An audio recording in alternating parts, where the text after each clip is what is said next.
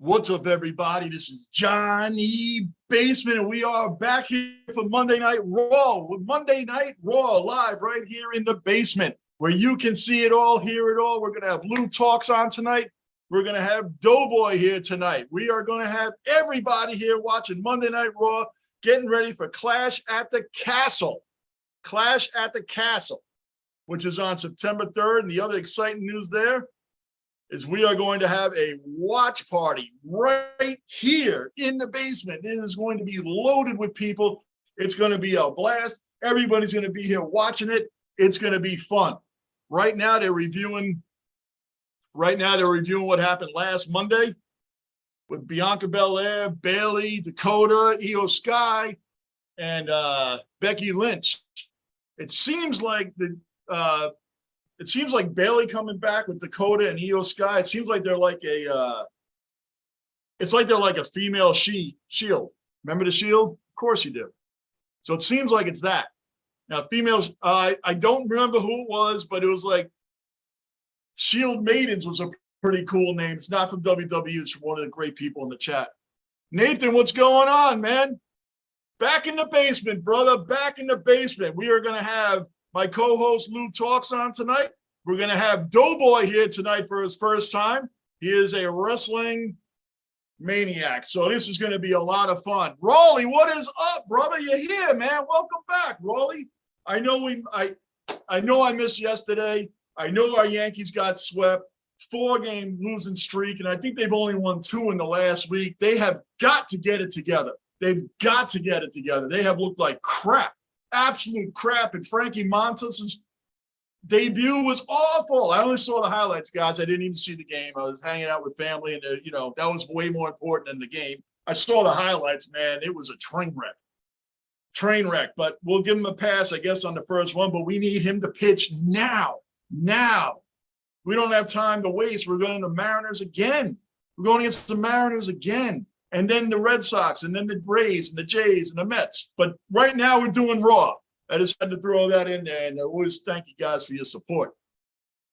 Anybody new in the room, hit the subscribe button, the bell notice, and the like button. Keep the basement rolling toward 1,000 subs. That's where we're headed to, and that's where we're going to be and beyond. So you guys make this channel. You guys make this channel happen, not me. You guys do, and you guys taking your time out, thank you. I appreciate y'all. Well, here they come. Dakota Kai, Bayley, Io Sky. I think it was Lockport.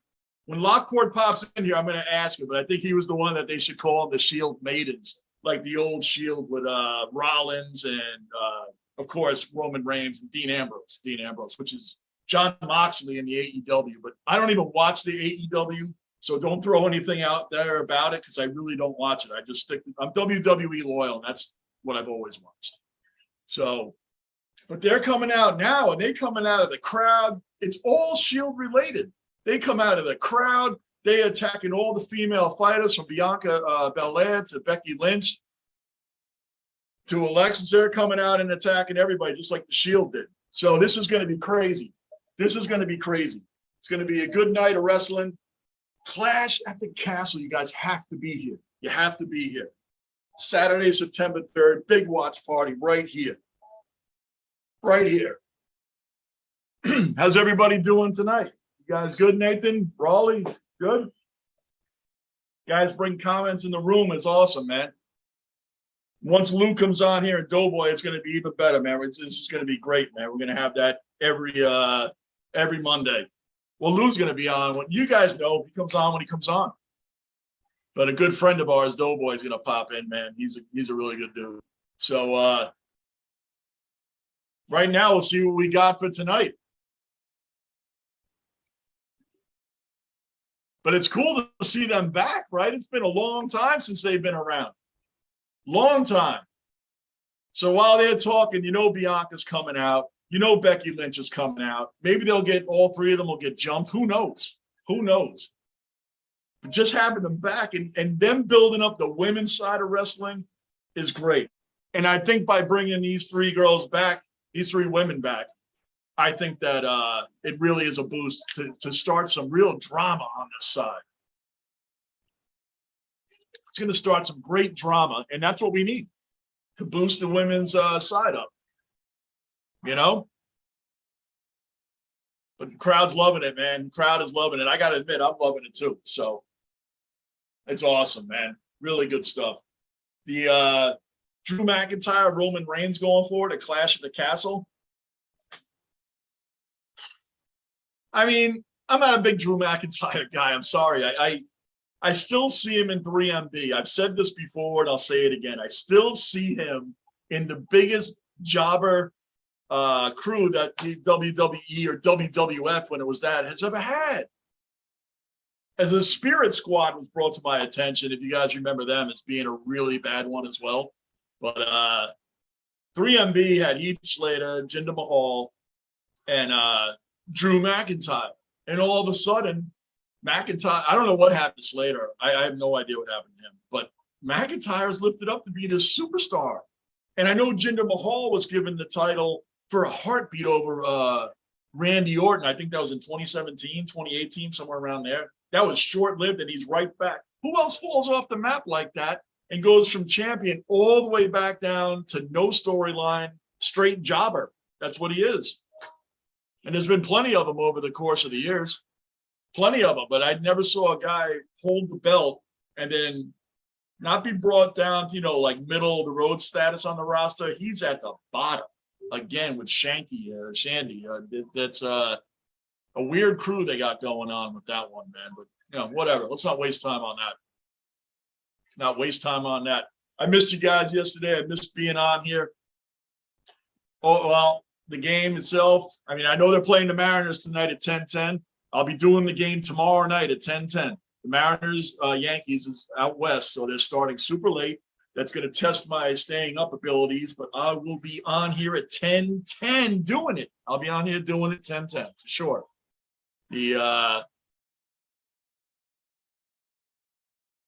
Who's coming out?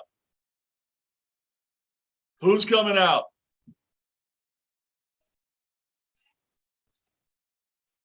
I love it. They're going to bring it.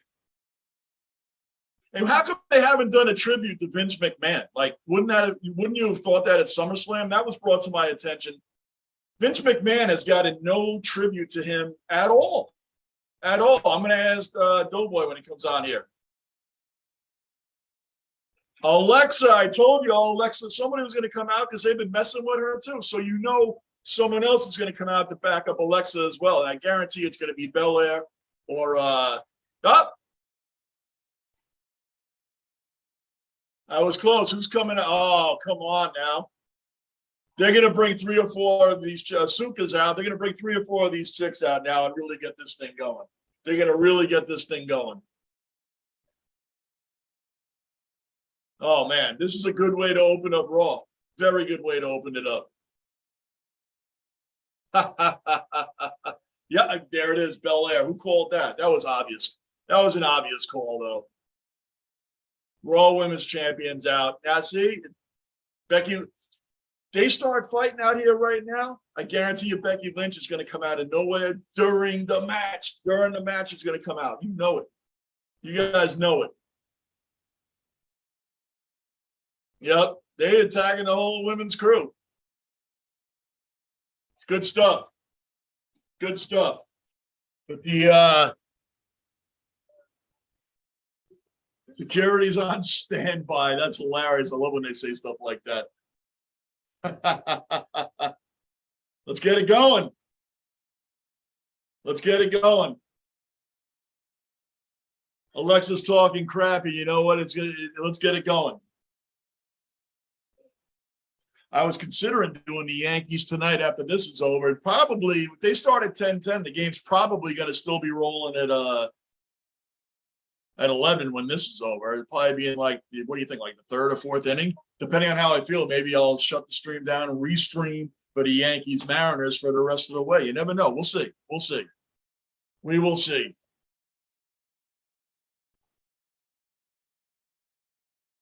All right, with the talking, let's get with the fighting. They're rolling with the crap right now. Anybody that saw SummerSlam was incredible. That was one of the greatest SummerSlams I have ever seen. Brock Lesnar with the tractor. Try and top him lifting up the ring.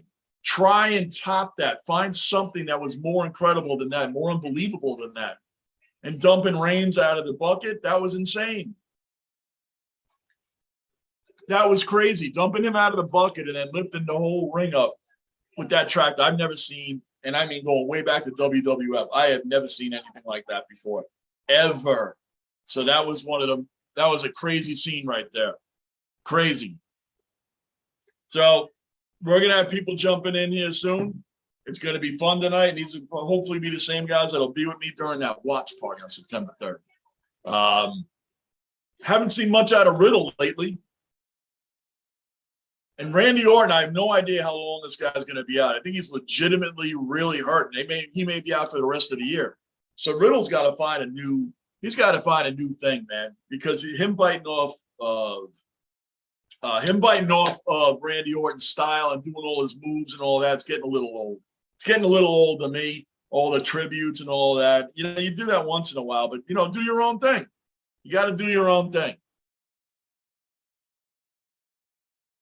Over the weekend, though, you know how we do in the basement, we speak about everything. The Padres got and Soto, they got a real wake-up call. The Dodgers let them know who still runs the show out west. Oh, there you go. She just hit him. Yep, there you go. Come on. Belair's going off. Yep, get her. Get her. Get her. Oh, Bailey just threw her right out. Knew that was coming. This is going to be the matchup for Clash at the Castle. This is going to be great. They need a name. They need a name for Belair. I'm not for Belair. They need a name for Bailey, Dakota Kai, and Io Sky. They need a good name for their stable. Oh, she's killing her. Right out by the crowd. That's going to be so cool to be in the crowd and have them fighting right next to you. That's got to be awesome. I've never experienced that. Never experienced that. They're going off the wall right now. Crazy. Oh, the refs in there pulling on people. They're don't hit her. Ronda Rousey already got fined for real for that. That's got to be so crazy to be standing right there and they're all just fighting right there. That's cool. Here goes Alexa. Alexa off the wall. Oh, she knocked them off. This is crazy. It's been a while since I had a good drama in the women's side of things, and they're bringing it now. This is good. They're real bringing it. This is really good. Oh, she hit her looked like she hit her for real. I think it was Alexa just walked into an elbow in the face, unannounced or however you want to call it. But yeah, it's commercial right now. Juan Soto and the Padres, to jump on that for a minute, they walked into LA and they got shown who's still a boss. The Dodgers were like, we don't care you got Juan Soto. We don't care about that. We still got the pitching. We still got Mookie Betts. We still got Trey Turner. And they mowed them down. They gave him a reality check over the weekend. That was a real reality check. And even though Tatis wasn't playing, that was a reality check. Speaking of reality checks, the other big news over the weekend was the Atlanta Braves 5-game series dropped 4 out of 5 to the Mets. 4 out of 5. DeGrom retired the first 17 batters yesterday. Like, that guy hasn't pitched in a year. I know he pitched his first game a few days ago, but the guy hasn't pitched in over a year. And he comes out and goes on the defending champions and mows down the first 17 batters, throwing a perfect game. So that was the other one. You don't get the DeGrom and Scherzer are your first 2 guys going into the playoffs. Forget it. Forget it. And they just showed the Braves that who's boss there. I think the Braves are 6.5 games out now, updating that. So it's been a little bit crazy. It's been a little bit wild. We have a lot of races going on. The Yankees are falling apart, even though they're way ahead in first place. They're just not playing well. They're not playing good baseball. They're all flat. The pitching is atrocious. That hasn't been going well. The Astros, they're right there. They're right there. The Astros are always the problem. They're always the problem for the Yankees. Get to the playoffs, you don't have the pitching. What are you going to do? What are you going to do? Football season's back. We got so much going on right now. So much going on. Football's back. This is the way to do it. This is the way to do it. Oh, no, I just got an update. Mekhi Becton is down with the same knee problem. Already, Mekhi Becton down with the same knee problem. That is not good. That's from my man, Jets Fan 13. He's an awesome dude. Check out his YouTube channel, Jets Fan 13. Check him out. He's on it. He's on it, man. Check him out. Mekhi, he's just updating me. I haven't seen it. I'm just going off what he's telling me here. Mekhi Becton down with the same knee problem. See, that's a problem, man. Come on now. Gunnar, what's going on, man? We're doing great, brother. We're back here in the basement. Lou's going to be here. We're going to have our boy Doughboy on here too tonight. It's going to be awesome, man. We're going to bring it in here. It's the first time we're trying to have 3 people on this thing. We've never tried it before. We've got it to where it should happen. So I'm just waiting for them to come on. So it should be awesome tonight, guys. Really good.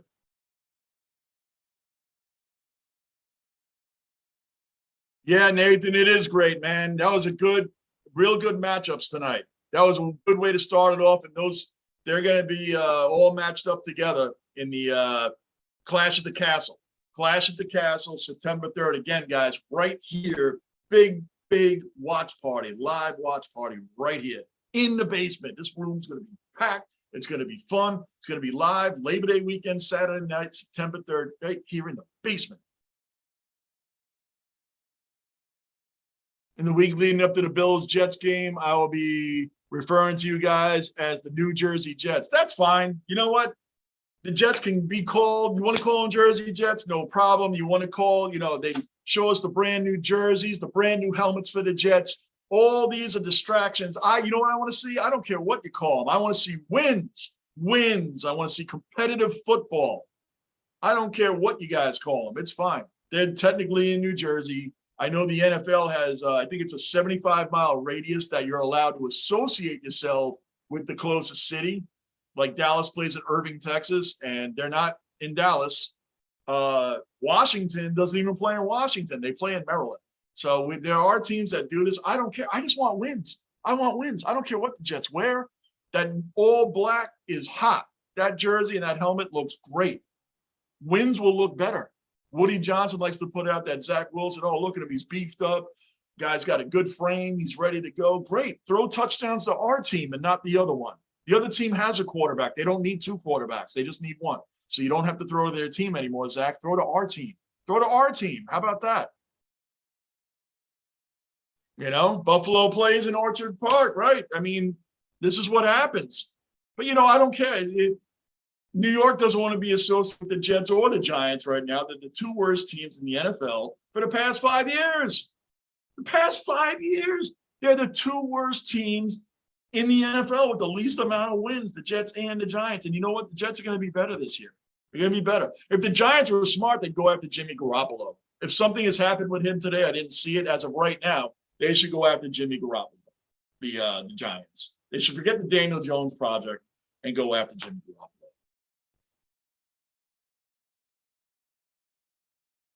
Drew or Jinder? Oh, well, I mean, Drew McIntyre's all the way up. Jinder Mahal beat Randy Orton for the title just a few years ago, maybe in 2017.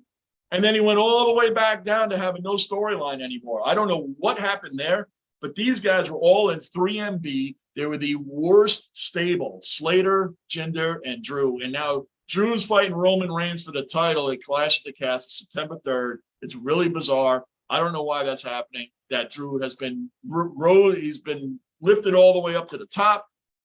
And by the way, guys, speaking of people being lifted up right away, no one's heard from Theory since he cashed in his Money in the Bank. I haven't seen Theory at all. He lost the rematch with Lashley for the United States champion, lost that. And then he lost when he cashed in, he lost that too. So I don't know what's going on there. Yeah, Shandy. I said Shandy with Jinder. They have no storyline. It's like I've never seen a WWE champion, even though it was very short-lived, fall from grace, not even to the middle of the pack where they, he's all the way at the bottom with no storyline now. It's just they've been going against the Viking Raiders all the time and getting a New Day and whatever. But right now we have Angelo Dawkins versus Seth Rollins. This should be a good matchup. I know they've been going back and forth a lot. They've been going back and I always call him Shandy. It is Shanky. I don't know why I do that, man. And I know better than that. I just don't know why I always call him Shandy. But I do. It's not even on purpose. It's been in my head that way forever. Either way, Shandy or Shanky, they're garbage. They're garbage. Rollins and Dawkins, this should be a really good match. Who's going to be the next one to challenge the Usos? Like, seriously challenge the Usos. The Prophets have been going back and forth, but now that they lost the title match again, when they lost at SummerSlam, they can't be who's the next team up, you guys think, is the next team up? Wow, that was a great move by Dawkins. That was a great move on Rollins. Who's going to be the next tag team to legitimately challenge the Usos? Who do you guys think? Oh, that was incredible. Oh, good elbow by Dawkins. Good elbow. Oh, what that was. They're flying. There's a fly in here. Ford is distracting Rollins now. Yep. Hey, I don't know. Let's see. Oh, right over the announcer table. I tell you, Ford was distracting Rollins right over the announcer table. He's laid out. We're at commercial.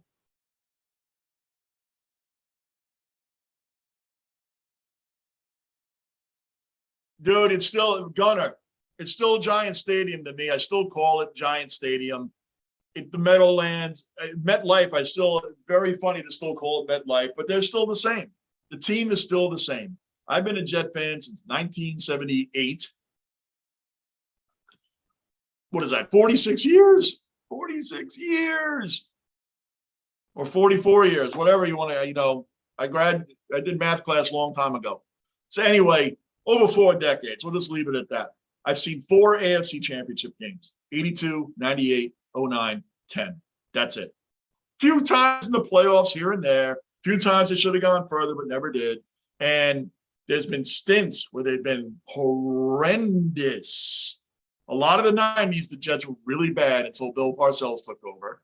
Then the 2000s came. Herman Edwards, Chad Pennington. Those were some really good, decent years. And then Rex Ryan, 09 and 10. And then after that, boom, it has been horrible. And I'm a Knicks fan too, so both teams really was a struggle to be a Jet and a Knicks fan. And the Rangers were always good, so I had the Rangers to watch. But the Knicks and the Jets were just horrible. And the Knicks look like they're starting to come around again.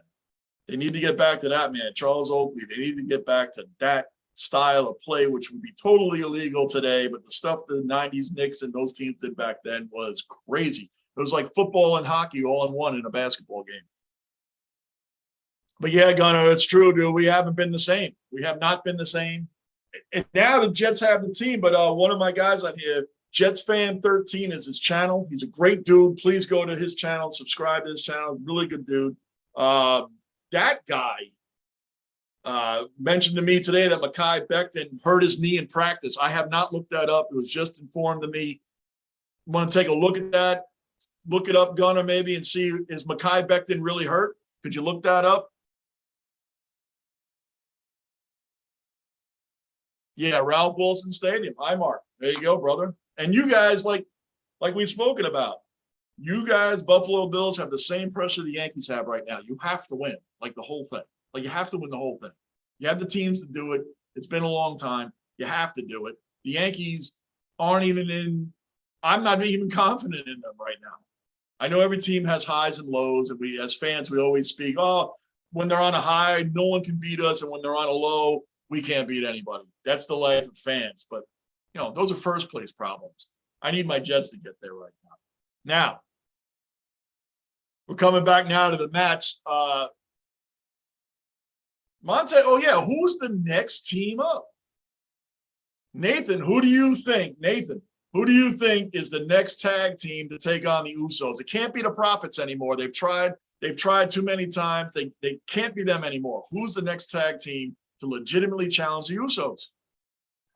Anybody new in the room, please hit the subscribe button, the bell notice, and the like button. Here's Lou. Welcome in, Lou. The Unicorn shows up right on time. Right on time. Oh, I love it, man. You got the Bloodline in the background, man. How awesome is that? The Bloodline. I got technical difficulties here. Brother is in the room. You hear one of the guys already right off the bat. Jets fan I was telling you about, man. He already has Mekhi Becton went down today with a knee problem. You saw that? He has technical issues. That's Lou. At least you guys can see him. We'll hear from him shortly. I'm sorry. Yeah, it's putting I on can some hear you new now. stuff here. I can hear you now, brother. Come on. I think he's just quality. I think he's kicking Ford out from the side of the ring now. I think Ford's gone. Yep, I think he's gone. Ford's gone. Yeah, he got kicked out. He's no longer allowed on the side of the ring. We don't need the close-ups, buddy. Sorry. All right. I'm It's a still basement, working on my dude. We're in the setup there, basement, guys. man. Things happen when we're in the basement. Oh, Dawkins. Oh, he's going to go right over the top rope right now. Oh, that flip over the rope is incredible. It's incredible how they do that. Lou, can you hear me? Loud and clear, brother. Loud and clear. Lou, Gunnar said, hold on a second. Lou is real. I've only heard the legends of Lou. That's right. He's the Unicorn, man. That's right. The Unicorn. That is such a fitting name. It just has a nice ring to it. There's a nice ring to it, brother. Seth Rollins has been my favorite wrestler the last couple of years, man. Seth Rollins has been he's always been right there in it, man. Even when they came in as the Shield with Roman Reigns and Dean Ambrose. Remember, Reigns never said anything. Reigns never said anything. He just did that big spear at the end, and that was it. That's it. They come a long way, though. But, they were, when they introduced them, that they were going to split them up because there was no way in the world you're going to have these three great athletes. Right.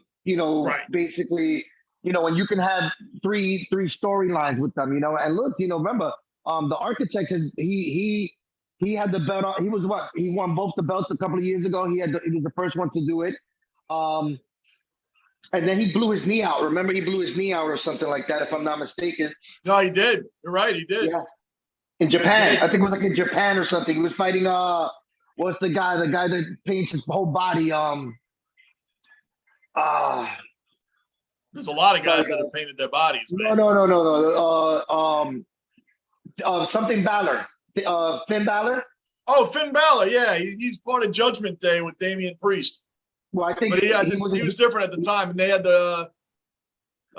He was doing an exhibition match in Japan with him, and that's when he blew his knee out. If I'm not mistaken, don't quote me on it, but I remember that. Yeah, man, they had the great stables back then because they had when the Shield was around, was when they had the other great one, the Wyatts, man. Remember the Wyatts? Bray Wyatt, Luke Harper, and Eric. Luke Harper passed away. Oh, that was a devastating right there. He's out. He beat him again. Man. Dude, do you Rollins remember? plays. Yeah, he's no joke. I remember when he broke Sting's back. He what? I was reading something. Yeah, so he broke Sting's back. Oh, Sting! You're talking about the whole white painted face and everything. Yeah, I always called him the Scream mask, even though he's way before Scream. Exactly. So he finally made it to WWE. Sting. Yep. And his first match, this guy picks him up and slams him on the buckle and breaks his back. Sting was a WCW legend, man. Yeah. Yes, he was one of my favorites growing up. You know what's funny with Rollins, man? He's one of the best crap talkers out there, man. He has the laugh. It's irritating. You know what I mean? Like he does irritating stuff that type. Everybody knows that one person that's just irritating, and I think he does that really well. Yes, he's good. Edge was back last Monday getting paid. But that's what makes him so awesome when you know it's not real. But we spoke about this, but it is real because these moves that they do are you try to do it, I try to do it, we're gonna get hurt. So these moves are real. The athleticism that these guys do is out of this world. They do get injured for real. If they do one of these flips wrong, you break your neck. You can break your spinal cord. You can, if you're not doing it right, even get thrown around into tables. You're not doing that right, you're going to get hurt. Yeah, no, look at Enzo Amore. Look, and it's funny, guys. I mean, I'm not the biggest wrestling fan. I love it. I enjoy it, but I don't watch it as I used to. But I still enjoy it. But you know enough to be in the basement, brother. But Enzo Amore, they threw him, and he was supposed to slide underneath the bottom belt, and he missed it by this much and hit his head. And he was shaking. He caught a seizure because he knocked himself out. They had to stop the fight and everything. I think it was like the old SummerSlam or something like that a couple of years ago. Well, the famous one, the old way back, man. Owen Hart at the coming out of the sky on that thing, man. He died, man. People thought it was part of the show, and it was not part of the show, man. That was it went blank. The whole screen went blank. It was like a pay-per-view or something like that. Well, no, it wasn't a snap. He pulled the lever too early. That's what it was. Oh, is that what it was? I thought it snapped. Okay. No. It was he pulled it a little bit early from what I've always heard. Showing Edge paying back Judgment Day, man, that was huge because he created that group. Yeah. He created, and that was great because they brought him out at SummerSlam for his payback when they were fighting the Mysterios. And Rey Mysterio, to me, just seeing him still out there doing his thing is just, I love it. Incredible. He's almost 50, spinning, grabbing, flipping. Man. Yeah, I remember the first time he came out, and it's funny, like I said, I don't watch this, but I remember certain days, and he just did this somersault backwards off the ring, and he was, and I'm sitting there like, what did I just witness, It's absolutely incredible. Oh, so this is Gunner, I just see it now. This is a new injury for Mekhi Becton. This isn't related to his old knee. This is brand new. That's not good, man. This is brand new. I'm going to have to look that up, man. I didn't know that wasn't, I thought it was, well, whatever. I don't know anything because I just heard it. How's Doughboy doing, brother? He's doing good. He told me like 30 minutes. Oh, cool, man. It'll be great to have him on, man, because he is the wrestling almanac, that dude. Yes, he goes to it's crazy because his wife took the youngest daughter to WrestleMania. It was here in Tampa, I think, last year. The whole family's event, they love it, man.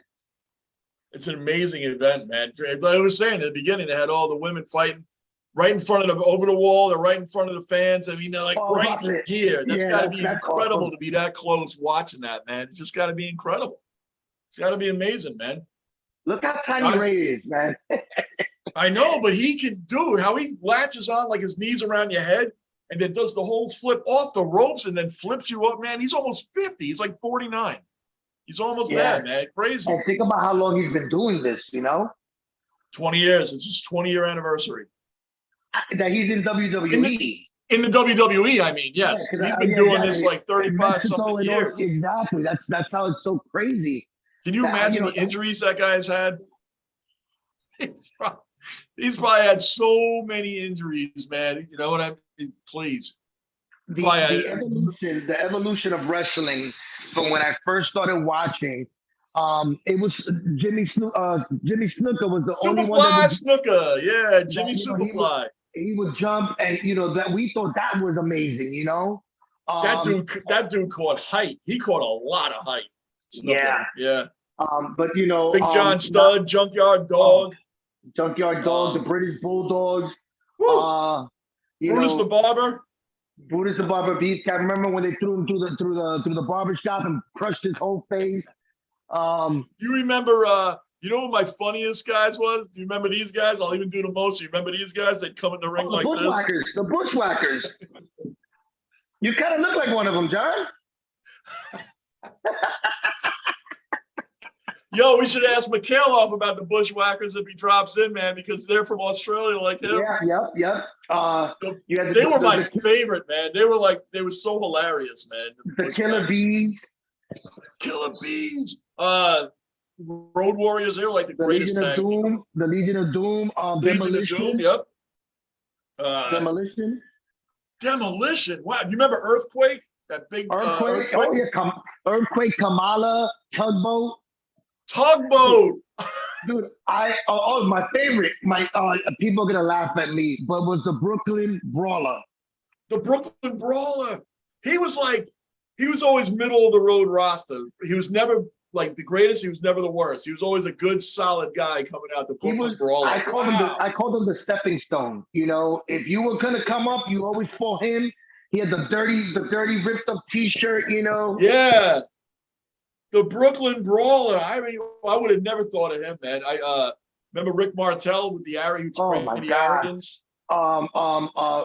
Captain Lou Urbano, the Nikolai Volkov, the Iron Sheik. I mean, John, we can go on for days. I know. But it's so because you had like Bobby the Brain, and then you had Jimmy, the Mouth of the South, Jimmy Hart.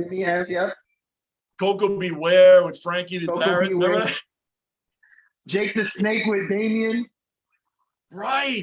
Oh, we could go on all day. Honky Tonk Man. Remember? The Honky Tonk Man? He still wrestles like in these little independent circuits, apparently. Tennessee is a big wrestling town. I mean, I didn't know it was that big. They got like 6 federations up there. Do they really? I didn't know that. Yeah, wow. Yeah. I follow. We're gonna save this story for some other when our friend gets here because we have a funny story.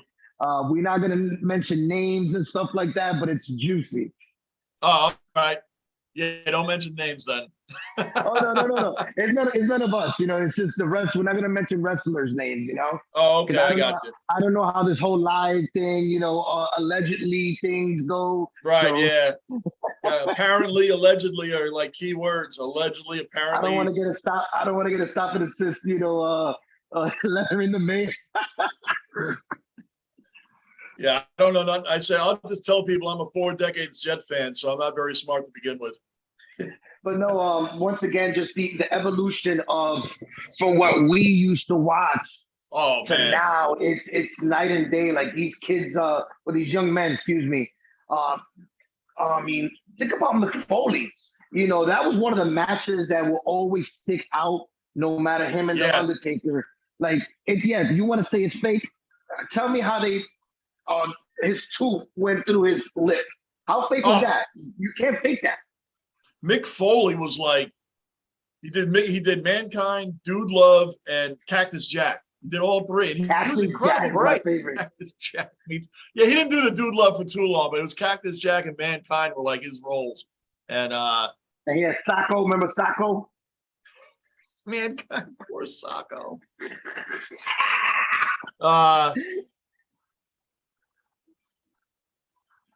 Who would I steal from the Rex Ryan years to plug into this current team right now? I would say Darrell Rivas right off the bat. Oh, hands down.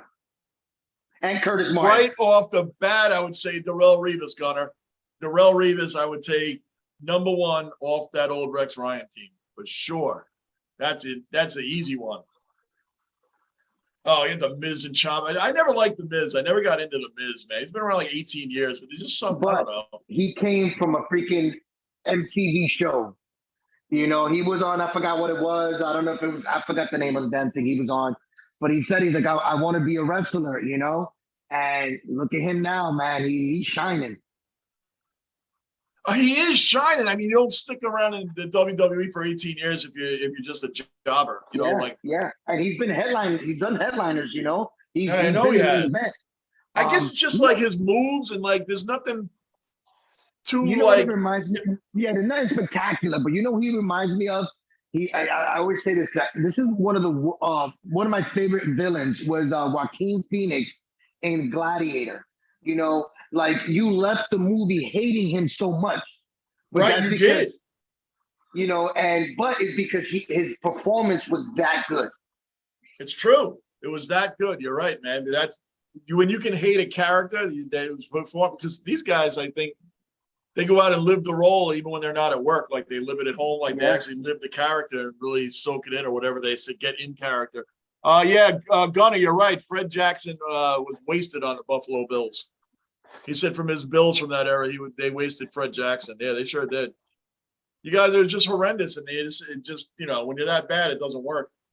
We got Ezekiel, man. Ezekiel's going up against Kevin Owens. I can't wait for September 3rd, man, because right here, Clash of the Castle, this whole room is going to be packed.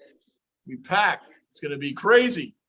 It's going to be crazy in here, man. I'm looking forward to that. You might have to wear an earpiece, John. You might have to wear an earpiece that day. Roman Reigns versus Drew McIntyre. Big matches. Oh, yeah, I probably am going to have to, man. Because you're going to have so much noise in the background. We want to hear you. It's true, man. Absolutely true. You won't be able to hear you. It's true. But we'll see. We'll see, brother, because that's another big night for this. Yeah. Oh, he fell. Did you see that, Lou? No, I think I'm a little bit behind you. Watch Kevin Owens' entrance. That was definitely a mistake. Did he come out yet? No, I got this guy Ezekiel coming up now. Okay, watch Kevin Owens come out. You'll see what I mean. He definitely screwed up on his entrance. You'll see it, man. That's funny. Bully beatdown. Yeah, Gunner. That's a bully beatdown. That's a memory. Oh, watch your step there, buddy. Watch that first step. It's a doozy, man. Yeah, you gotta play it off. It's a doozy. Logan Paul, who actually did really well at SummerSlam, he did that. He ran over to jump up on the ropes and his legs slipped off. Yes. You saw that? But I gotta admit, man, he and Pat McAfee, man, they definitely trained. There's no doubt. They trained. They looked really good. Well, you know what it is? It's dedication. You can't, I can tell you, hey, you have a role here, but are you gonna take it like like even Bad Bunny, you know what I'm saying? Think about it. He's right now, his concert is selling out. He's breaking records, and he wanted to be a wrestler. And he went and he trained. Yeah, it's true. You have to train. No, the medical staff came out for Ezekiel, man. The medical staff is out there. Wow. And Kevin Owens is laughing at him, man. That's when you wonder, there's some real deal stuff, man. Well, remember, he picked him up and slammed him on his back. Yo, I don't care what people say about wrestling, man. That stuff, that stuff, you can break your whole neck apart, man. He's holding his neck as his appendix or something. Liver, something. Because look what he's holding. He's holding like the bottom of the stomach. That's really bad, man. Hopefully this is just scripted, Sometimes it's not. You YouTube a lot of these things, just stuff that's real. It's crazy. But what were we saying? I was just telling the guys before we jumped to football for a minute. Don't you think the Giants should just stop wasting time and go after Garoppolo? 150%. I agree. I'm just tired of seeing this guy that, Because you're wasting another year with this guy. That's why, man. They should go after Garoppolo and stop playing games. Garoppolo is a decent quarterback, man. He's been to the Super Bowl. The guy can play the game still. You got a bit of a team that you can work with. Why are you going to waste another year? Got a good running back. Yeah, Saquon. You're wasting his talent. Think about it. He was number 2, number 3 drafted.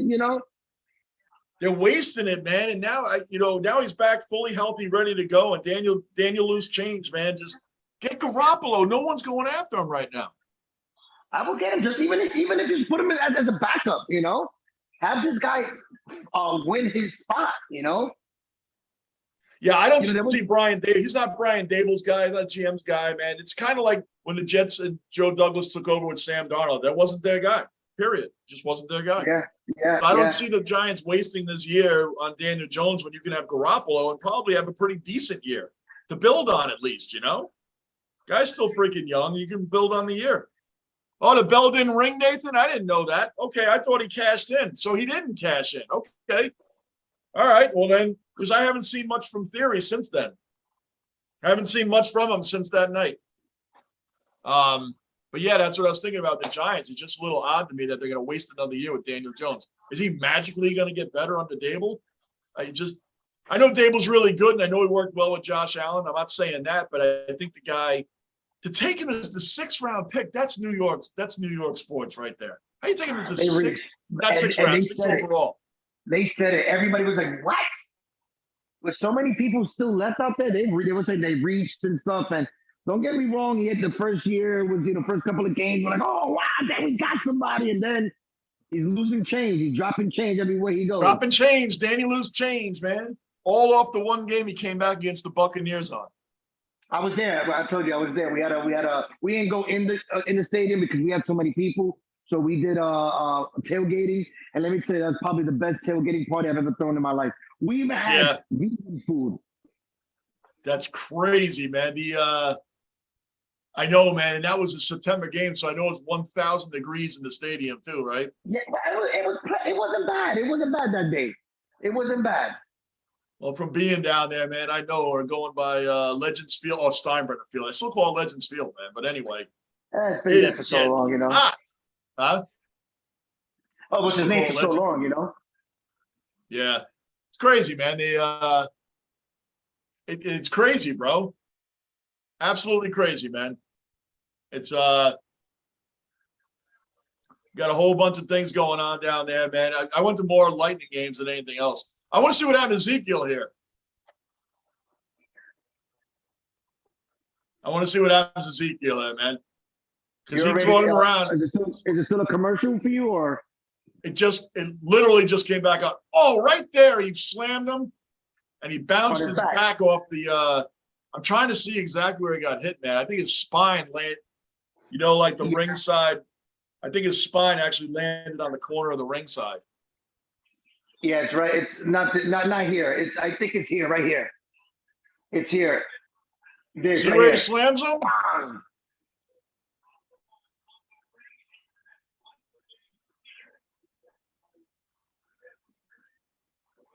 I think this might be. Yeah, I don't know. It's crazy. Hey, Thomas. Yeah, we're gonna do phone calls pretty soon, brother. Not tonight, but we're gonna be doing the Zoom calls soon, man. That will be happening soon. We're still working on that. For me, the greatest injury was Ricky Steamboat versus Macho Man when he went off the top rope with the bell and. Ricky Steamboat. Yes, I remember that. Oh my gosh, and Macho Man. Dude. He was rolling on the floor, grabbing his neck. Crazy. There comes Judgment Day. Here's Finn Balor now, and Damian Priest. Amazing. He's another one that's amazing. Finn Balor, the arrow jump flips and even the moves that he does is crazy. It is crazy. You know what else is crazy, man? The one character we were talking about when people painted up and wearing masks and uniform, the one guy they actually killed because they made him start talking, they took his Kane. They should have kept Kane the mystical figure that he was, man. They should have never ruined that, man, and had him come out of character. I mean, he was still Kane, but he was out of character. You know what I mean? I agree 100%, but how far can you have taken his character, Yeah. Especially, remember, he became the commissioner or something like that. So, well, I mean, the Undertaker, they ran forever. I mean, he was supposed to be related. So it's right. You run it. I don't know. I think you just keep running it. I mean, how many guys were running on the same character for a long time? No, I agree. But how can he become the commissioner and interview people if he can't talk? Well, I know. I know what you're saying. I'm just saying, That's right. It's what you just threaten. You'd be intimidating and threaten them and say, "Hey, this is the way. This is the way it's going to work. This is the way it's going to work." That's how he was going to be talking. Oh yeah, Nathan, you are behind, brother. Yeah, the Judgment Day to face the Usos. That would be a pretty good match. I'll give you that. I'd like to see that, man. Because the Street Profits, they've run that same one too much, man. Now they've lost the belt. It's time to move on to another tag team matchup. I mean, a legitimate matchup. I know they used the Mysterios last Monday Night Raw, and that was great to see Ray. Any opportunity I get to see Ray is awesome, but we all knew they weren't taking the belt. Him and Dominic were not taking the belt from the Usos. So now the Judgment Day actually would be a good matchup. That's a good call, Nathan. I like that.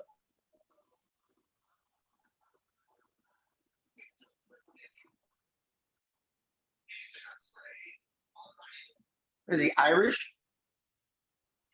Finn Balor, he looks Irish, right? I don't know. Who knows? He looks Irish. I mean, I guess we can go with that. I guess his accent.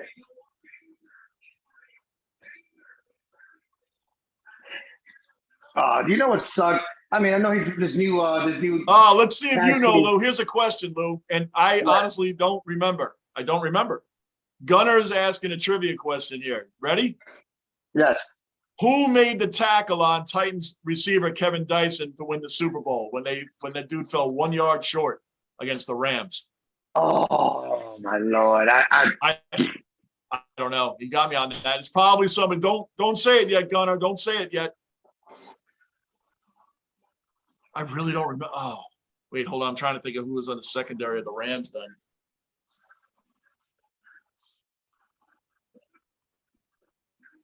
Matter of fact, they said Gunner, I think you got me on that one, man, because I remember him getting tackled a yard short of the end zone. I remember that. I'm trying to remember who did the tackle. Who was on? Gunner, I don't know. Gunner, you got that one. Tell us. You got me on that, bro. Gunner likes throwing out a lot of questions. We were doing trivia big time the other night, man. We were all going back and forth. We were getting answers, doing a lot of great stuff. Edge and Ray talking, man. Those are two legends right there. Edge and Mysterio. They were saying that the Monday Night Raw last week after SummerSlam was the most watched Raw in 10 or 15 years. Yeah, I believe it, man. Absolutely, man. This is getting crazy. Edge versus Finn. I will take that. I'll take that, Thomas. Edge versus Finn. 444. I'll just call you 444. And then they say that you said it was a linebacker. I'm trying to remember who the hell would that have been. I'm not really good with names like that. So I am, and I can't remember. I don't remember. And don't tell me, Gunner. Oh, Mike Jones. Oh, I wouldn't have remembered that. You would have got me all the way on that one, Gunner. Yeah. I'll give one to you, Gunner. I'll give one to you. You ready? Besides Tom Brady, who's the only other quarterback to start in 5 Super Bowls? Only one other quarterback has started 5 Super Bowls. Not been to 5, started 5. Besides Tom Brady. Besides Brady. If you know, Lou, don't say it yet. Besides Brady. Oh, no, I don't. I have an idea, but I don't know if he made it to 5. This other guy, Brady, and this one other guy has started at least 5 Super Bowls. Not won 5, but he started in 5. Name them. You can leave it there. I'll be there. Yeah, anybody new in the room, please hit the subscribe button, the bell notice, and the like button. Keep the basement rolling toward 1,000 subs. Nope, not Steve Young, Gunner. Nope. That was a good choice. That was a good pick. Well, Steve Young started against the Chargers and beat them. That was the only one he started it. What, they didn't win a couple with San Francisco? They won the but not 5. Well, Joe Montana.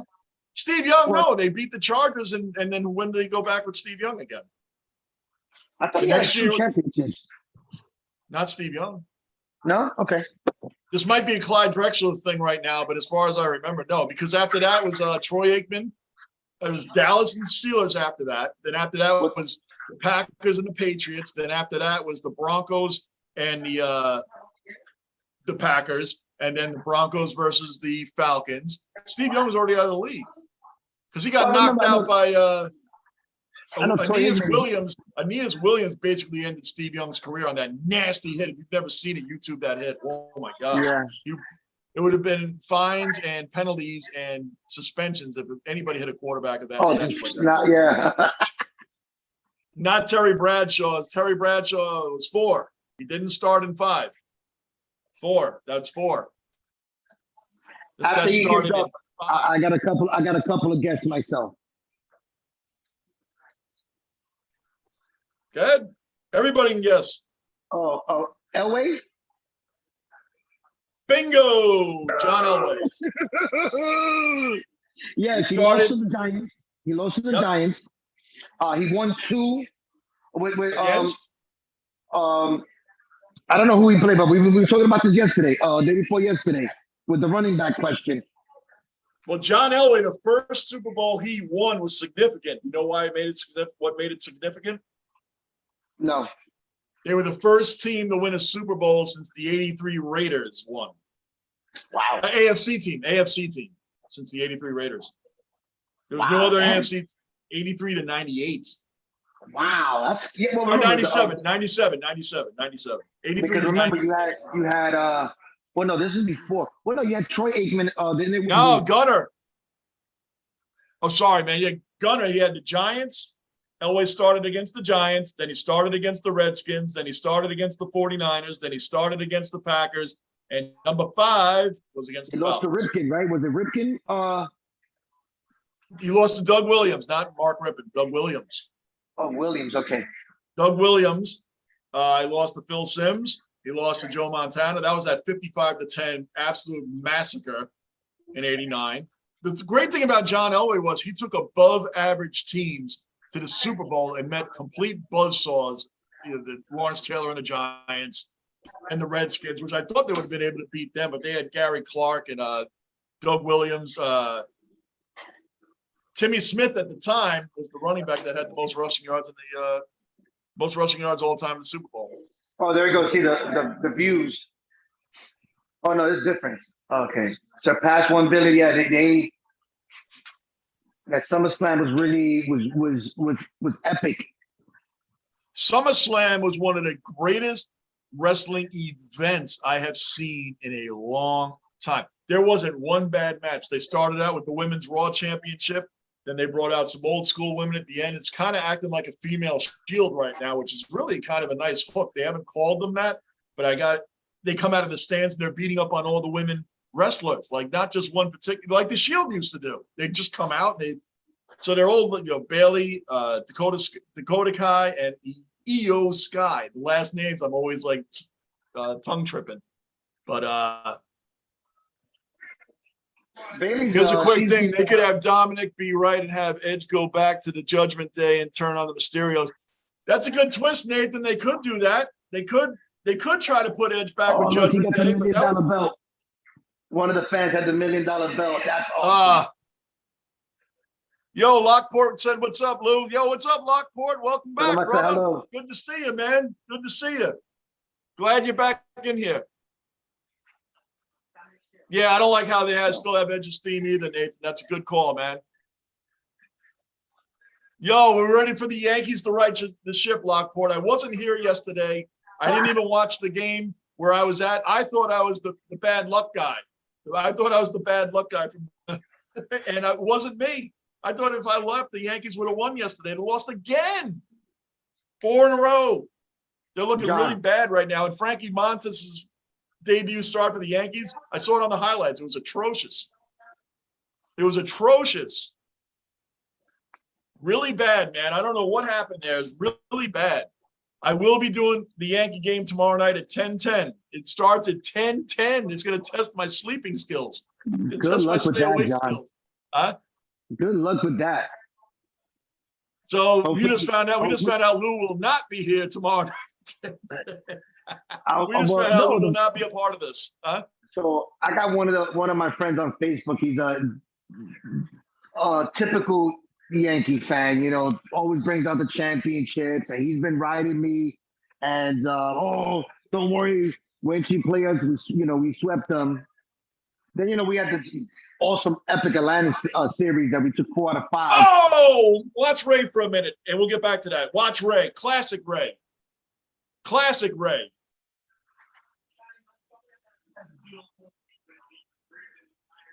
You'll see it. Classic Mysterio. Oh yeah, that's awesome. He's so Dude, the guy guy's almost 50 doing moves like that is out of this world, man. he's telling me, "Oh, I'll bet you $500 that you guys won't make it past." He bet me $1,000 actually. He goes, "Look, that we'll only win 2 games against LA, and that we won't make it to the we something like that." So I told him, "Look, I don't bet on my team. I never bet because every time I bet on my team, we lose. So I stopped that a long time ago." But I did tell him, I do the I same. bet you. I tell him, I bet you $1,000 that your team will make the World Series, and it was crickets after that. Yep, you find out how much they really stand behind their statements that way. Ray, going at it. Henry, John, what's up, man? I'm going to take a quick break because I got to eat something with the fans. I'll be right back. Okay, brother, you got it, man. Got you. Tell Doughboy he can still drop in if he wants. Oh yeah, no, I'm gonna call him now. Yeah, just tell him to drop in. We're all good, dude. We're all good. I'll see you in a minute. Hey, Henry, man, good. Welcome, bro. Yeah, we need 5 in a row, bro. The Yankees have been horrible. Horrible. Yeah, Nathan, I don't know. Lockport was the one, the guy in the room now, Lockport, he's the one that brought up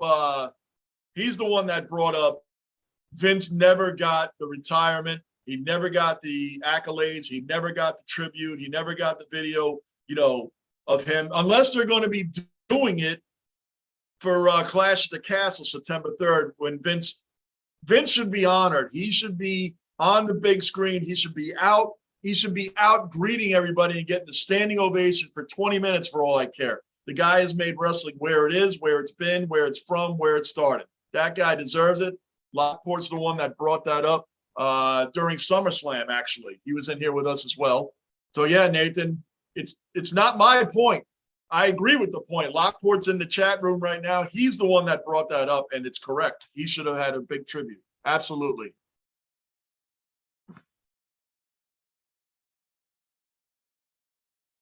Isn't that crazy, Lockport? That is nuts. The Yankees are 0-5, and the Dodgers are 5-0 since the Gallo trade. Henry, the losses are just piling up, man. I missed yesterday, so I lost count. I didn't watch the game yesterday. I lost count, bro. They've been losing so much. And you know when it started? I know they beat Seattle on Monday, but you know what? They lost to the Royals last Sunday. They lost to the Royals. Then they beat the Mariners, and then it's been all downhill since then. So you're right. I missed yesterday's game. I watched the highlights, but it didn't register as 5. So whatever. We're in the basement, and that's what happens in the basement. Mistakes happen, man. They happen. It's all good, man. It's all good. That's funny as hell. Anybody new in the room, please hit the subscribe button, the bell notice, and the like button. Keep this basement rolling toward 1,000 subs, man. We're more than halfway there. We're emerging from the depths of the basement, just like my Jets should do. Rey Mysterio is killing it right now. Oh, I want to see him beat Finn Balor badly, man. I'm a Rey Mysterio guy. I'm a Legends guy. It's an old school dude. You want to see these guys win, man. And just seeing another day of Rey is just awesome because you don't know when he's going to be over. You just don't know when it's going to be done. You just don't know. I thought I was the bad luck guy. I swear to you. The Yankees were going to win the game I don't watch. And Montes, the highlights. I watched the highlights. Montes looked like crap. He better make up in the next game for that one, man. Look at Rey. Come on, Rey. I got to get me a Mysterio shirt, man. Oh, he almost had him. They got to give Mysterio this one, man. They got to give Mysterio this one. I need a Mysterio shirt. That's a given. I'm going to have one by Clash at the Castle. Got to have a legend like that.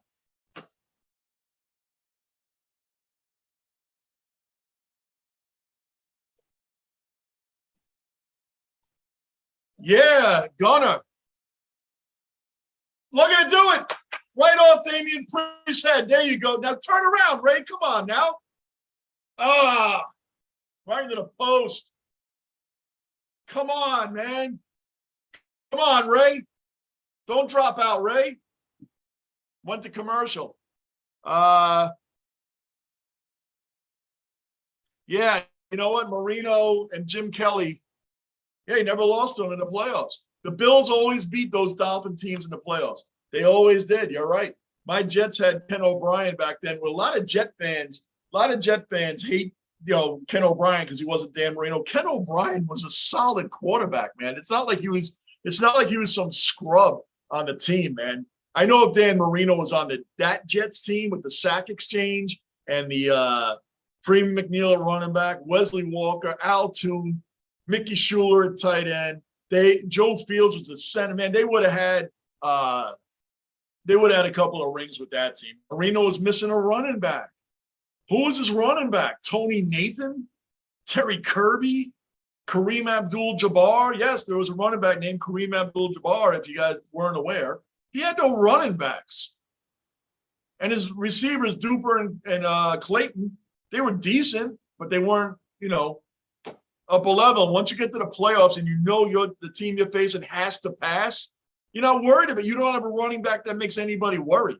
And that's a big reason. And the Buffalo Bills were just the better team, man. They were the better team, and Marino could never get over that hump, man. Good call, Gunner. I like that. Good call, brother. Yeah, they took a major injury. I've been hearing this most of the day. Mekhi Becton again gets hurt. Is this what this guy is? Do you know that Mekhi Becton was compared when the Jets got him to DeBrickashaw Ferguson? You guys, the AFC East fans, you guys are Buffalo Bills fans, you guys know DeBrickashaw Ferguson. He gave the same draft as Nick Mangold. Two guys that are definitely going to the Hall of Fame. The Brick never missed in 10 years. 10 years. Think about this for an offensive lineman. Never missed a practice, a volunteer practice, a game, a play. Never missed anything as an offensive lineman. Never missed a game, a down, a practice, nothing in 10 years. What lineman can claim that? And they compared Becton to Brick when he came out of college. We sure hope he wasn't. Injuries happen, but man, that is a tall order to compare a guy coming out of college to a legendary lineman like DeBrickashaw Ferguson, man. Come on.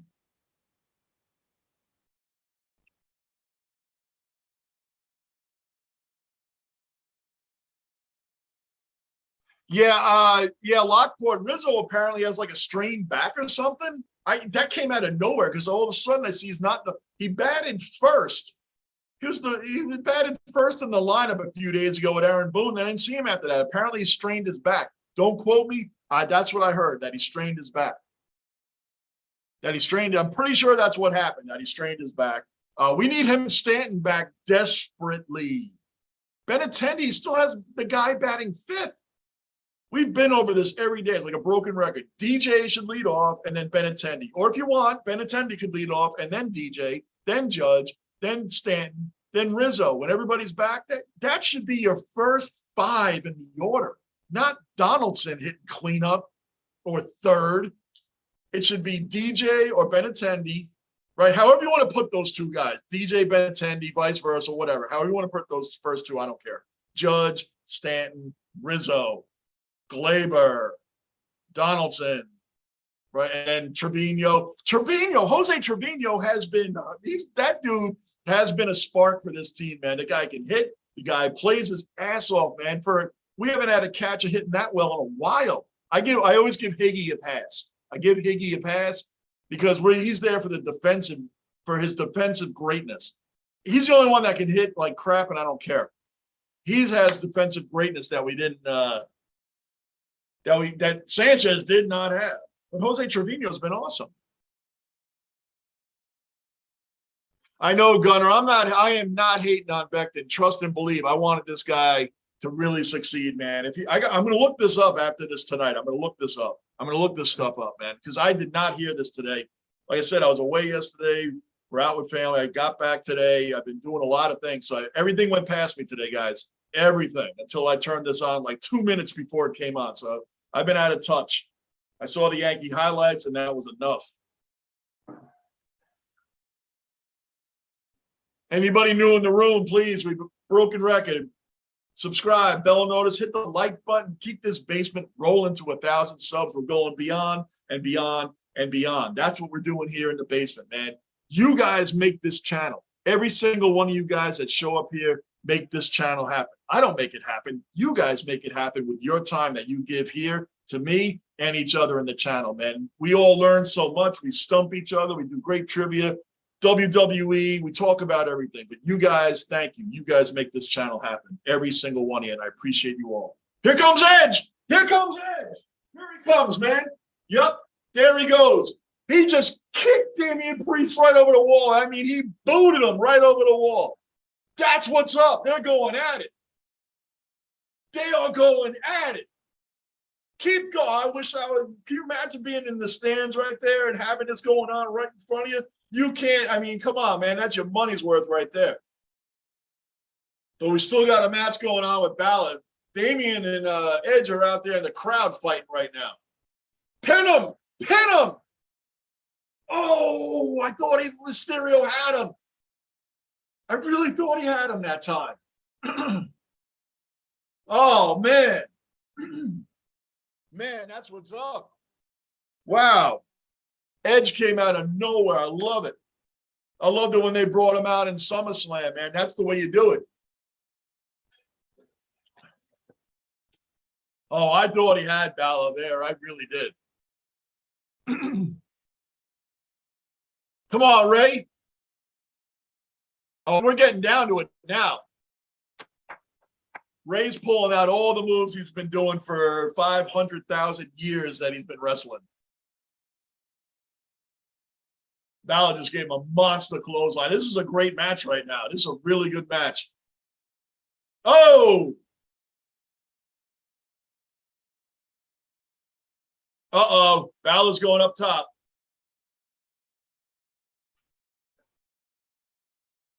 Oh, he missed. Come on, Ray. You got it, Ray. Let's go. Do the whip. Let's go.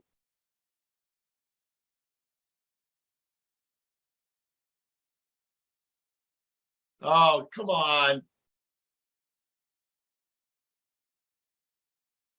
Come on.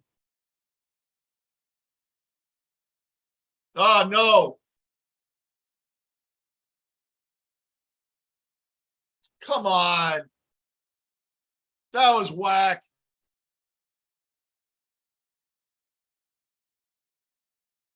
Dang. Come on. That's ridiculous. They distracted him with Dom. Ray had that one. Ray had it.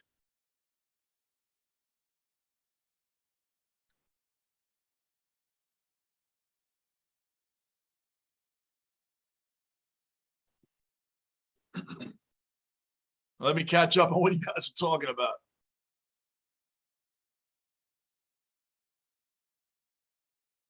Yeah, Gunner, man, injuries happen, bro. They do. And we can't sit here and judge and people say, well, he's not in shape, or well, he didn't try hard enough, he didn't train hard. How can we sit here and say what this guy did or didn't do? What I saw him trying to fight back from his last injury, everything they showed on him, he was working hard, man. So now, unfortunately, he's going to have this, he's always injured, stamp on him. And if his knee is done, man, he might be out for the year, right? I'm just speculating. You guys are the ones bringing me the news on this. I don't have it in front of me. I got to look this all up when we're done with Raw tonight. And by the way, I will be here tomorrow night at 10:10 for the Yankees and Mariners. I will be in here in the basement. Who's coming in for a 10:10 Eastern time game? Who's on the East Coast? Who's going to be here watching that, man? It started at that time. I'm going to be here. I'm going to do it. I'm going to do it. I say that because I usually don't stay up like super late anymore. That's way in the past, but I'm going to do it. I'm going to make it tomorrow night. I'm going to make it happen right here in the basement. Yeah, Henry, you're right. Boone and Cash, it's time to go, man. They'll talk about living in the past, man. That's a big, what have you done for me lately? And Boone was just a yes man. He should have never been here to begin with. Boone should have, I do like that he stands up for his players and he runs out there and he does all the call balls and strikes arguing and protecting his players and stuff like that. I like that about him, but I like that he hit the big home run against Tim Wakefield in the 2003 Game 7 Championship Series, the unexpected home run.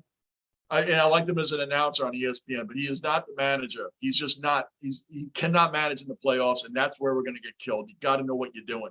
I wish we had Buck Showalter or Dusty Baker in the playoffs, but we don't. But they do need to go. They definitely need to go. Right. Lockport, man, no way George would have kept Cashman around. You haven't done anything in 13 years. 13 years. Come on, man. He would have been out of here. Boone would have never been here. He would have had a real manager, and he would have never sat around watching Gary Sanchez try to come back for 3 years doing what he did before. He would have been gone way earlier. Max Scherzer would have been on the Yankees, not the Mets.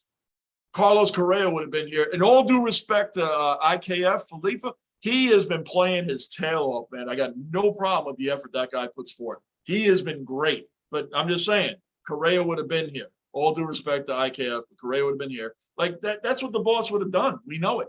But the new boss is Steve Cohen over at the Mets. He does those kind of moves now. The Mets have that kind of owner now. They do. They do. They have that owner that's going to get the Max Scherzer and Frankie Lindors and guys like that. They have that owner. And for the Met fans, like I told Lou this before. Met fans that complained about George Steinbrenner buying players and building these teams up and just, throwing out money everywhere to players. They have an owner like that now, and now they all love it. See, when you have it happen to your team, you love it because Steve Cohen is bringing in the players for them, bringing them in.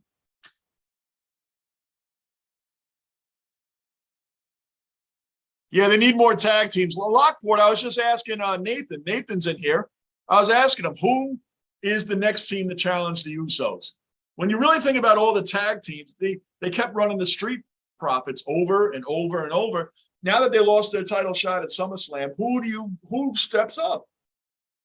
Now, Nathan said Judgment Day should be the next one up against the Usos. That'd be a good matchup. That'd be a good match, Judgment Day. I mean, what are they going to do with like the Viking Raiders and, New Day? What are you doing with these other tag teams, man? They need more tag teams, Lockport. You are correct. Yeah, the 619 was set up, man. Yep, 619 was set up, and then Edge taking out Priest was awesome.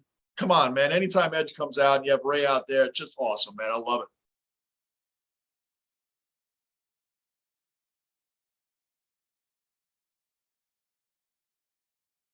Yeah, that's true, Gunner. Yeah, Greg Williams, man, I think he's done in the league, don't you? And Robert Saleh, you know what? Robert Saleh the jury's still out on him. You're making great points about the franchises. We have had some horrendous coaches, and the most recent one is the obvious, Adam Gase. Absolute joke. What other head coach have you ever seen, ever? When the defense is on the field, he's sitting on the bench looking at his tablet or at his plays or what. He wasn't even looking at the game. He didn't care about the defense. He said, Greg Williams is the coach of the defense. I'm the coach of the offense. You separate the whole team like that? He wasn't even watching the plays when they were on defense. And he had to concentrate on offense, and they still suck. Robert Saleh is a very nice change from that. He has the respect of the locker room, but now Joe Douglas has he's lived up to his word. When he came in 2019, he said that it's going to take him 3 to 4 years to break the team down and build it back up the way it should be. He was a part of the Ravens and the Eagles rebuilding their teams to Super Bowl champions. He's done it from the inside out, offensive line, out to the receivers and back. So Zach has no excuses. I've said this every day. No excuses. Robert Saleh's not going to have any excuses if the Jets aren't competitive and win at least 7 to 9 games this year. They will have no excuses. None. Zero. So we'll see what happens, man. I need some competitive football.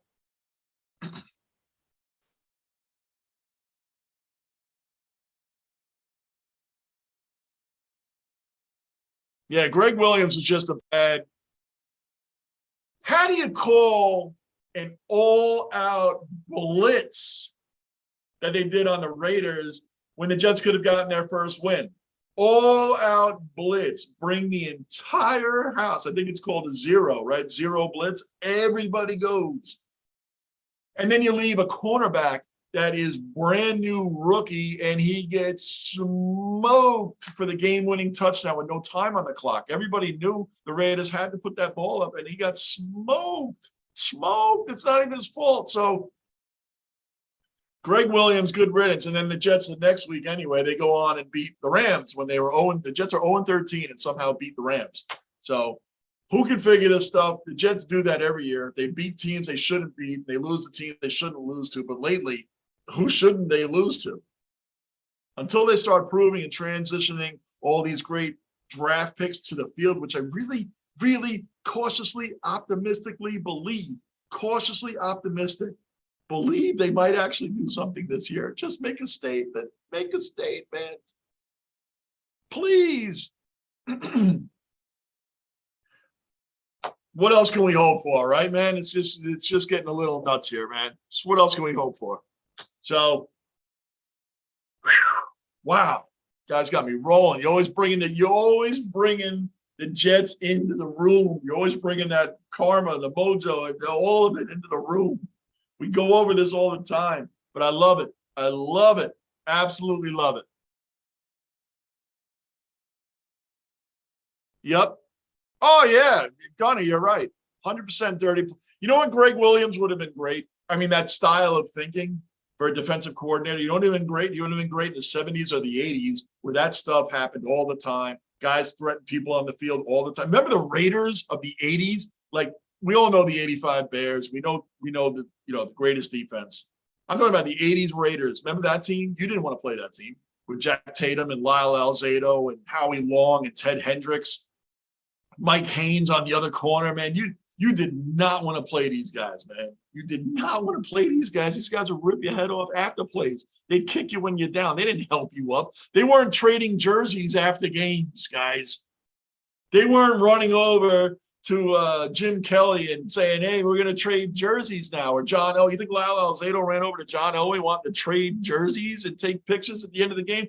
They didn't do that then. They didn't help. They knocked you down. They did not help you up. Nobody did back then. You never saw Lawrence Taylor wanting to trade jerseys with Joe Montana, let's say. They didn't do that. Come on. They didn't do that, man. They didn't even help you up. That was a different era. That was a different era. Greg Williams belonged in that era calling plays because it would have been normal. It would have been normal. Would it not? It would have been normal. Come on now. Rex Ryan's defensive mind was built like through his father, Buddy Ryan. It was meant for a different era. You know, it just was. It's just meant for a different era. He wanted to do the intimidation thing, and the NFL is not accepting the intimidation factor. So when they did the come on. Oh my gosh, the Saints. Come on, what did they call that? Come on.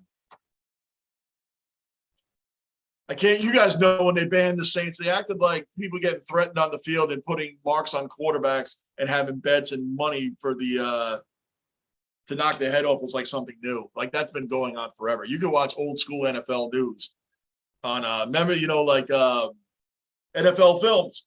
You hear guys yelling at people on the field, they're gonna take their head off. Al Davis. I read his biography. Al Davis used to tell his team to drive that quarterback into the ground, even if he's throwing the ball. I know you can't do that anymore. I know you can't, and I understand the concussion thing. I get it. I'm just saying, the bounty gate. That's the term I was looking for, the bounty gate. They acted like the Saints were the first team to ever do anything like that in the history of the NFL. That's not true. Watch any old school NFL films, and it'll show you guys threatening people on the field. The same Raiders team I was telling you about, what did they do to Lynn Swann all the time? He didn't even have the ball, and they would kill him. The ball wasn't even thrown near him, and they would kill him out there. That was a whole different era. Thank you, Gunner. Yes, bounty gate. I could not get it out, but you knew I had it. You knew I had it. Wow. Man, Gunner, that's an old school era, man. If you've never seen the documentary on Lyle Alzado, I highly recommend that one. And the one on Lawrence Taylor. I just watched them both. I've seen them, but it's been a long time. Man, those what an era. What an era of football, man. And I love today's game still. I still love today's game. I don't agree with you can't hit the receiver before the 5. Remember that back then? You couldn't even go 5 yards without hitting the receiver. The receiver would be slammed around before he even ran 5 yards. Now they got to let him practically catch the ball before you're allowed to even go near him.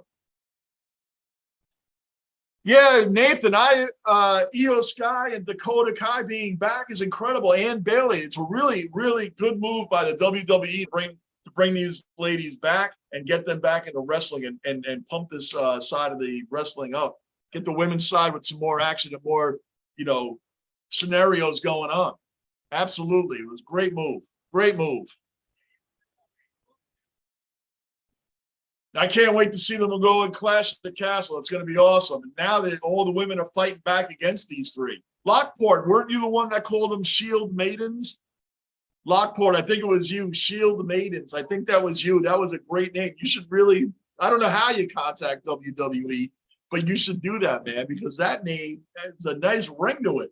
It's like the old Shield, Shield Maidens. That would be awesome, bro. That would be awesome. You should do that. You should do that. But I think it was you, Lockport, that brought that up. And I thought that was an awesome, awesome name for them. Because they got to have a name. They can't just keep coming out as Bailey, Dakota, and Io. Yeah, that's fine. We all know who they are. But if they're going to keep them around doing this stuff, they got to have a name. Absolutely have to have a name.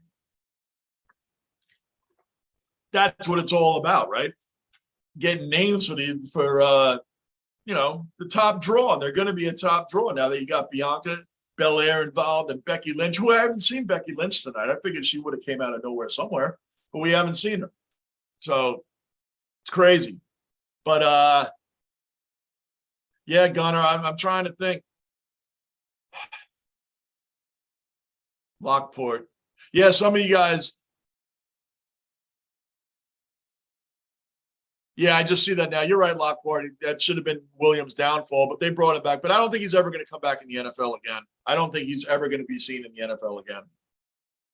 Oh, Lou is back.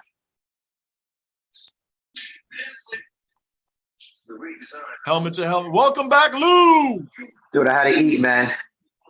Yeah, Gunnar, that is, we're all over this Bounty Gate football and old school football, talking about intimidation. I was still watching. We're on the Greg Williams stuff.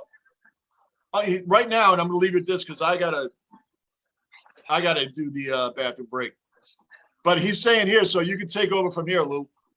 Gunnar is saying, I understand trying to protect the quarterback against head injuries. I can also understand penalizing helmet to helmet. But getting flagged for just simply landing on a quarterback or accidentally rolling into his leg is going too far. It's going too far. Raleigh, welcome back. Welcome back, Raleigh. And you guys can welcome me back in 2 minutes. But Lou, take over that Bounty Gate, what he just said to you, man. Oh, man. But it did to Brett Favre was horrible, too. Well, that was Bounty Gate. But it's these little ticky-tack fouls, and that's what kills me. I mean, hitting below the knee or at the knee, I can understand. Because at the end of the day, if you're going to pay, going to these games nowadays are so expensive to bring your family. Do you want to see the backup to Tom Brady? Or do you want to see the backup to, Josh Allen or, Russell Wilson or, some of these big name quarterbacks? I don't want to see the backup. I want to see, the star. But it's been getting really ticky-tacky. One little tap here. I remember when they used to pick the guys up and slam them to the ground, which I can understand them not doing that. But sometimes it'll be their fingers just tapping their helmets, and they're throwing 15 different flags, even if there's only like 3 or 4 refs. These like flags coming from everywhere. But even with the receivers, you can't even touch them anymore. I can understand the 5 yards bump, keep on driving them back. But it's an offensive game now. It's all about offense. It's all about fantasy football. They want scoring. They don't want these 96 games or like we used to watch when Lawrence Taylor or Bruce Smith or Reggie White, that they used to dominate, and these quarterbacks couldn't do anything, and they would only score like 1 touchdown. They would score like 10 points, but they want to see the 40-point game. They want to see the 35-point game. They don't even want the 21-21 games or 23-21 games anymore. They want to see, it's all about offense. It's all about offense now. And can you blame them? No, because they're making so much money, especially with this fantasy football. which I think, as much as I love fantasy football, I think it's what's the word? I'm dissolving or diluting. That's the word I wanted to use. Diluting the loyalty to these teams. 10, 15 years ago, I was like, no, I don't want the Giants to win. But now I'm like, oh wait, I want my Giants to win, but I want Ezekiel Elliott to have 3 touchdowns and over 100 yards and things like that. I just think it's just diluting the loyalty. But it is good for business. I love playing fantasy football. I've won 1 championship. Not really good at that, but I've won 3 baseball championships. Winner take all. But yeah, just at the end of the day, it's you have to protect the players, especially with all these concussions. And if you guys haven't seen that movie Concussion, watch it with Will Smith. It gives you a complete different side of why they're stopping these crazy hits. 100%. Think about this, John. The league in the 80s and 90s will do the highlights of just people getting blasted. I mean, that was their thing. They publicized it. They on the what's it? HBO used to do the guy with the voice. I forgot his name. He has they used to do the highlights like every Monday or something like that. Tuesday. Oh yeah. And they NFL films. Yeah, NFL films, and they used to just focus on that. But now, like I was saying, John, we're paying so much money for these games. Do you want to see the Tom Brady's backup, or do you want to see Josh Allen's backup when you're paying $500 for Gunner's point is right. Like it's now at the point to where like Gunner's point is exactly that. Like if I'm over here and the quarterback's ready to throw the ball and I get blocked and I slam into the quarterback, goes down there, just one flag. Like the incidental contact is getting a little overboard. And even with the cornerbacks hitting the receiver, if the cornerback's coming in with his shoulder that's lined up in the proper area, the receiver hits it, automatically goes into this position to protect himself, and now it's incidental, helmet to helmet, flag. But you can't, especially what Gunn is talking about. Those are ridiculous. Like, give me like the eye test. You should be able to know that was not intentional. And just depends on who you're hitting, depends on who you roll on. You know what I mean? Well, especially when when I have to, the NFL, or even since Pee Wee is put your shoulder and drive through the receiver. If I'm trying to drive through the receiver and the receiver ducks, I'm gonna hit his helmet. It's physics. You just can't. It's what's gonna happen. Yep. Keep going. Then you got the little ticky tack fouls. I jump up and I just graze his helmet. The quarterback. They used to body slam these quarterbacks. They did. That's why I said the one thing with the quarterback records. Yo, Raleigh, if I didn't say it, you can leave and come back anytime. Everybody does it, including me and Lou. And back then, Montana, for instance, he got knocked out cold in the playoffs against the Giants, out cold. They brought in his backup, which was Jeff Kemp at the time, and the Giants destroyed them. There was no flags, there was no fines, there was no suspensions, nothing. I get the fact that they're paying a lot more money today. I'm just saying the quarterbacks back then had more to worry about than the quarterbacks do today. Peyton Manning, for instance, with the neck injuries and things, in that era, he would have retired. He would have never came back in that kind of era. No way.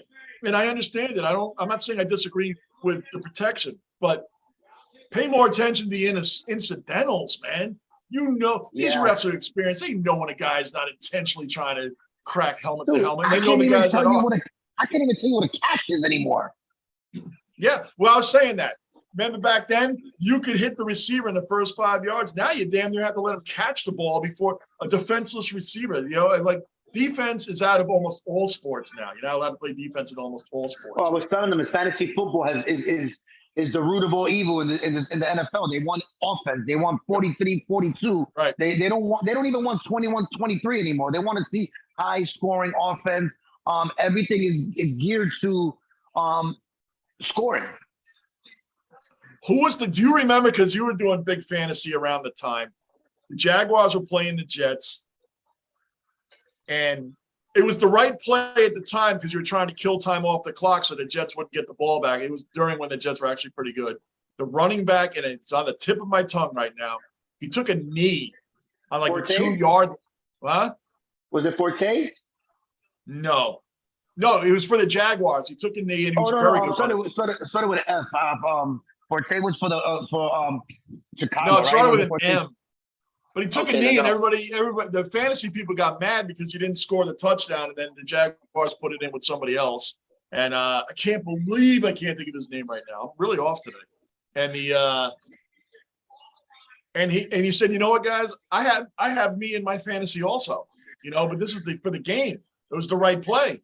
It's one of those things where the defense moves out of the way to let you score so we get the ball back. Yeah, so get the ball back. Yeah, because you're only up by 5 But he moved out of now. the way, and he just ran up and took a knee on the 1 and let the clock keep running. You know what I mean? So, oh my gosh, it'll come to me, his name. I can't think of it.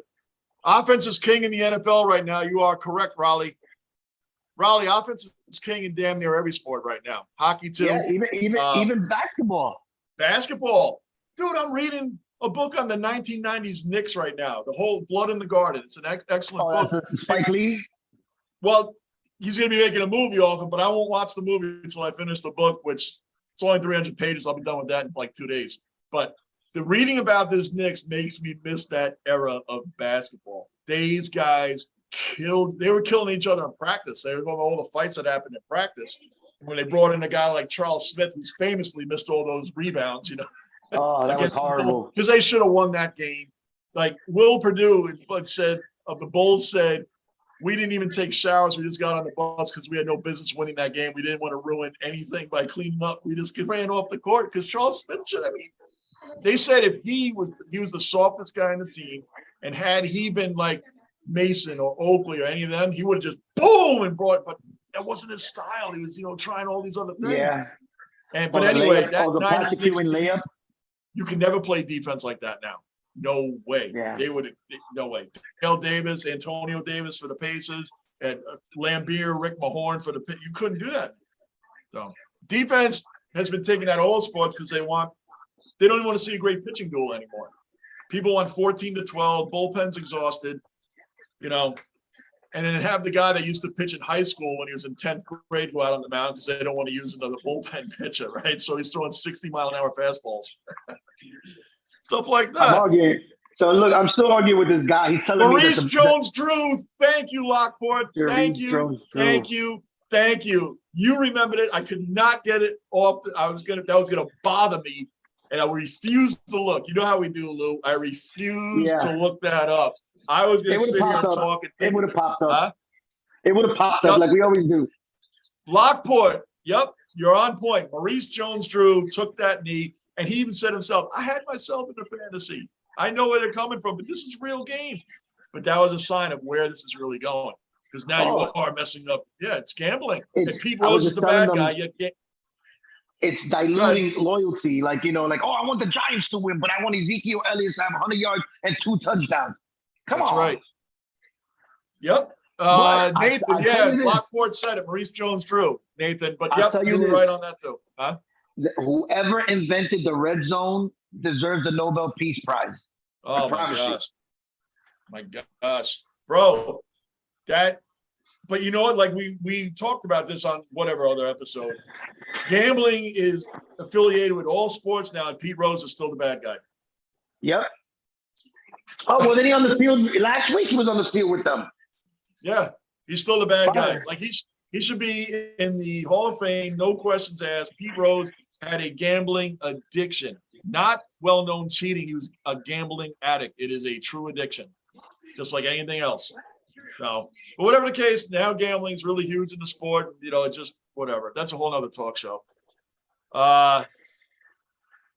Yep, Dakota Kai and Sky win. Yes, Nathan. Yep. You're right. We were watching it. John, I'm still arguing with this one fool. He's telling me that when I'm telling him the Mets, we're putting the league on notice because my man Jacob was on fire yesterday, man. I mean, he threw 18 sliders.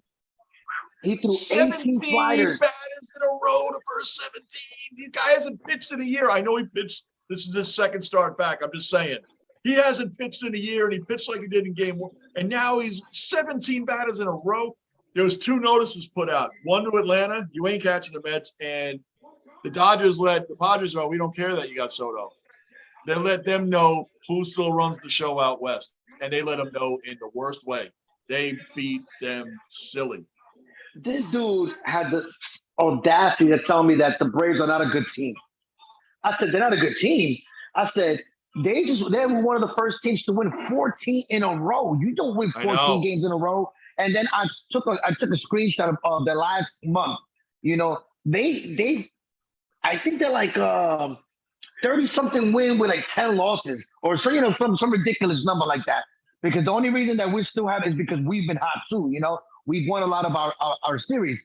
But he's gonna tell me that they're not a good team. I said to him, I said, dude, I put the Jay-Z line like, a wise man told me don't argue with fools because from a distance you can't tell who is who.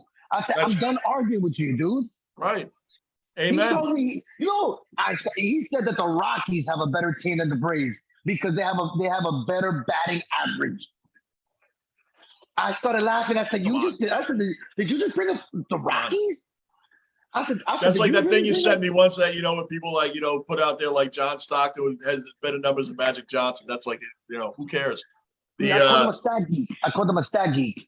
Lockport just brought up an interesting question, which I never thought about really. Michael Jordan was a notorious gambler when he played. How do you not know if he bet on or against his team like Pete Rose did? Because Michael Jordan is one of the rare. Yeah, he wasn't a manager at the time. I'm just saying, how do you not know if he bet for or against the team? Even Barkley, for that matter. You can ask about Barkley too. When I tell you this, there are certain athletes that don't care about certain things. Michael Jordan and Tom Brady are one of the few people that hate losing more than they love winning. You know, and that man used to bet, but it was on quarters. I don't know if you watched The Last Dance, quarters. Oh yeah. He took I forgot the guy's name. He took the guy's BMW, one of the rookies. He took his BMW because he owed him some money. Well, you know, it's just a point that I think the point Lockport is making is Pete Rose in Spanish. He's the worst villain ever. And there's other guys at the time betting that weren't even looked at that way. Like, and they were Hall of Famers. There's no doubt of Hall of Famers. Barkley, Jordan, guys from that era that were betting a lot, and they never got questioned if they bet on their team or not. And I only say the difference is because they weren't the coach of the team. Pete Rose was the coach of the team, fine, he's a manager, but his play, come on, man, it's Charlie Hustle. He's an all-time hits leader. How is this guy not in the hole? And gambling now is all a part of sports, openly a part of sports. Gardini, not one to make excuses, but I'm sorry if Riz and Giancarlo, we don't lose those 2 games by 1. Yeah, Rizzo and Giancarlo being out is definitely huge. Those are 2 monster bats out of the order. It's true. And okay, do you think they would have beat DeGrom the way he was pitching yesterday? Not DeGrom. We're talking about the Cardinals. Oh, I thought they said that the Mets. I'm sorry. No. You just used to Gardini and the Mets. It's not. He's talking about if we had Giancarlo and Rizzo against the Cardinals, it would have been major difference. Wait. No, I'm gonna tell you why you lost yesterday. It wasn't even because of that. You guys had bases loaded, 1 out, and that umpire missed so many calls. Oh my gosh, I saw the highlights, dude.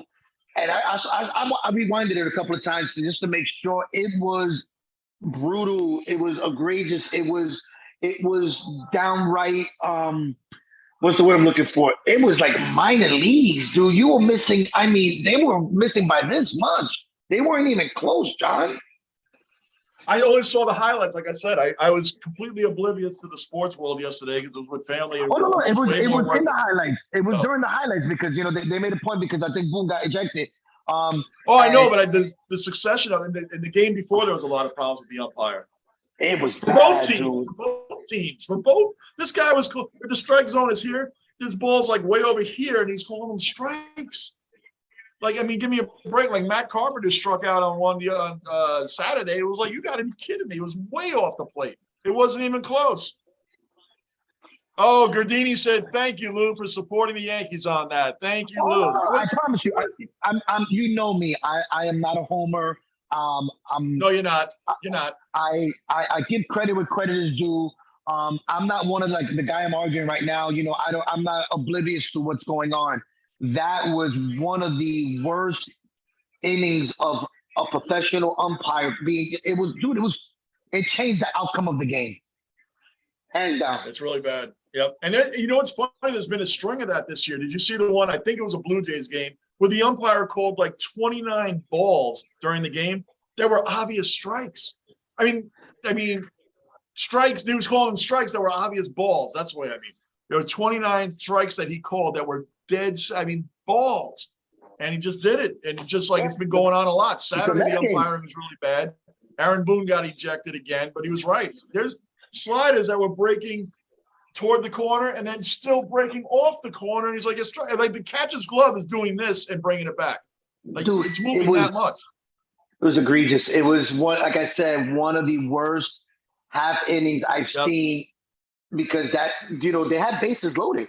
Think about it. And he did it to Judge. He did it, you know, and Judge, I can always say, has a good eye. He's very disciplined at the plate. You don't hit 50 home runs, you know, or X amount of home runs by you not being disciplined at the plate. But man, that changed the whole outcome of the game because I think they scored like one run. Well, I don't even think they scored it right now. I'm sorry. 100%. Gardini. They could have easily scored 4 runs there. They could have easily scored like 3 to 4 runs just on the walks.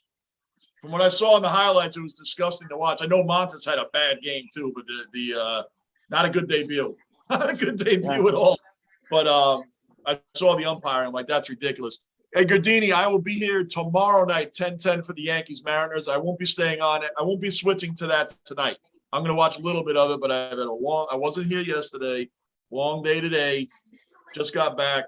And I got on here tonight 2 minutes before Raw started. I'm usually on before that. So I'm wiped out, man. So tonight I won't be on for that. But tomorrow night, be here, 10-10. I will be doing the entire Yankee game. And I don't know if Lunicorn's going to be here or not. But he might pop in. I'll pop up. I'll definitely pop up. Pop up in the beginning, man. Pop up in the beginning. But yes, everybody, I will be here tomorrow night for sure for the 10-10 Eastern time start for the Yankees. Thank goodness it's only one game this week they're doing that because that would really push my my bedtime. Dude, you know what sucks too? What sucks too that a Buck has brought this up multiple times. Who does the scheduling? You know, see, we lucky for us after this 5-game series, we had to we played today. I think Atlanta's off. Dude, you know, like how are you gonna schedule this big series, 5 games, and then one team has the day double off. Header in there too. Yeah, one team has the day off on Monday. We play on Monday. That changes the whole way our pitching staff, our bullpen. It's not fair, man. After a 5-game set like that with a doubleheader thrown in there too, bullpens and everything else, and then you gotta you can't exhaust the bullpen. Like you can't. Like guys, thankfully you have a Scherzer and a DeGrom, but we don't have to worry about that too much on those couple of. But what if you didn't? What if it was like a game? What if yesterday was a game like, for instance, like Taiwan? Let's say it was a Taiwan Walker game where there's 8 runs, the bullpen gets exhausted, and now you don't. That's game 5, and now you don't. Now you have to play today. It's like the team that plays on Sunday Night Football and then has to play again on Thursday night. Like why do they do that? That is crazy. Play a late and then fly across the country on top of it, and you have 2 days, and then you got to practice, and then you got to play again Thursday night, and that happens a lot. It's crazy. I mean, like, who holds these umpires accountable? Like, dude, you had such a bad game. You know, do you get fined? Do they take money away from your salary? Do they take games away from you? There needs to be something, man, because. Yep. Nathan, I got Bobby Lashley all day. I got Bobby Lashley all day over Ciampa. All day, Nathan. All day, Bobby Lashley. I can't wait for them to let Lashley go after Roman Reigns. I'd rather see Roman Reigns and Bobby Lashley go at it than Drew McIntyre, to be honest with you. I switched real quick, John, real quick to the Met game. Naquin to say that. Let me just stay on the Yankees for 1 second. Gardini, I'm not hating on Frankie Montas. I'm just saying he's got to have a better one the next one. He came from Oakland. Now he's pitching high pressure games. It's a quick switch from, it's a quick focus switch. Like you really have to be on. He had a really bad start. We're just gonna forget about it. Move on to the next start. I'm not gonna hate on him yet. Not deserving yet. Just do better the next start. Go ahead, Lou. Old Mets, after coming off a series like that, we would have got swept by Cincinnati. And look, we're beating them 5-1. Yeah. You know, hangovers. We all talk about this all the time, hangovers. Especially against the Yankees. I think I forgot who we played. We played. I think it was the Marlins. We took. You did. You were there that weekend. You played the Marlins. Yeah, so you were there. So the Old Mets, they would have got swept after winning 2 games against a good team. You know. Yeah. Same thing here. I was like, oh, hopefully. And look, they already put up 5. And everybody's complaining about Nate Quinn, Ruff, freaking Rhino. They're all doing their thing. It's like they are. Rhino, I saw the highlights of him running around the base again yesterday. I was laughing. I'm like, I want to see how far away Joey Cora is in case he rolls over third base, man. It goes to cut the corner like an old car. Like the old muscle cars that cut a corner and be sliding everywhere. He scored from first 4 times already. I know he did. I watched them. I watched the highlights. I'm just saying he was chugging. He was chugging. Yeah. I'd say I missed one in here that Bassett pitching well. Yeah, Lockport said Bassett pitching well for the Mets too. 8 Ks, no earned runs. He has stepped it up. He did have a rough patch there for a little bit, but he has stepped it up a lot. That's true. Yeah. But I mean, the Mets pitching staff, when everybody says the Dodgers are clearly going to go to the World Series with no issues, they do have issues. They will have to face that Mets pitching staff. They will. Oh, that was one of my points to this guy because I said we got the best pitching staff in baseball right now. So he goes, he sends me stats. Look at LA, And I said, I understand, but you have to understand that right now, since July 7th, our ERA, besides Walker getting destroyed the other day, was 1.89. Woo. And he's like, oh yeah. No, real quick, I'm sorry. So he goes, oh yeah, but you have to take the whole entire thing into perspective. So me being an a-hole that I am, I said, oh, you're absolutely right because the Yankees was killing everybody, and look what happened to them the last month. And he didn't say nothing after that. I believe it. Yo, Lashley just, oh my gosh. No, I hear you, man. Hey, I hear you. Lashley just took Ciampa out. Oh man, I thought he was gonna drop him with that one, man. I thought Lashley is so freaking strong, man. Bobby Lashley should be back in the title matches. I know he's United States champion right now. He should be back after McIntyre. He should be back fighting. There's no way Roman Reigns is losing to Drew McIntyre. I know he's had the belt before, but Lashley should be elevated up to that. He should definitely be elevated up to that. Because we're in the basement, we roll on with all topics at all times. All topics, all times. I'm gonna take 2 minutes real quick. This is how mad this guy got me. He goes, I don't know nothing about baseball. So I said to him, who wants to face our 2 top aces right now? And he goes, oh yeah, but they got Kershaw. I said, do you understand that he has a losing record in the playoffs? I said, do you understand that he gets bombed in the playoffs a lot of times, not just 1 or 2 Kershaw, times. Kershaw has had rough playoffs. I said, he's like, oh yeah, but they're the better team. I said, how many times does the better team actually win the World Series? Look at Atlanta last year. Look at Houston. I was like, if it's like that, it should be the Yankees and LA every single year. But it's not. It's who goes into the playoffs hot. And right now we're riding a wave. They're riding a wave too. But we always say good pitching always beats good hitting. And on top of that, he didn't even know that we split with them last month. I said, dude, you talking to me? You don't even know what. I said, I just think you like to hear yourself talk. Well, Godini said the Dodgers have. Oh, Nathan, Lashley's going to kill him. I agree with you 100%, Nathan. I said it already, 100%. Godini said the Dodgers have the better all-around staff. Buehler, Kershaw, Gosselin, Anderson, better than the top-heavy rotations you guys got. But the Mets have a pretty solid rotation all the way through. First of all, who has a better closer and who has a better manager? Because that makes a big difference. Because if you ask me, LA has gotten out-coached a couple of years in a row in the playoffs. The only reason they won that World Series is because this idiot takes out Snell. Snell, that was so ridiculous. That's the analytics we always scream about.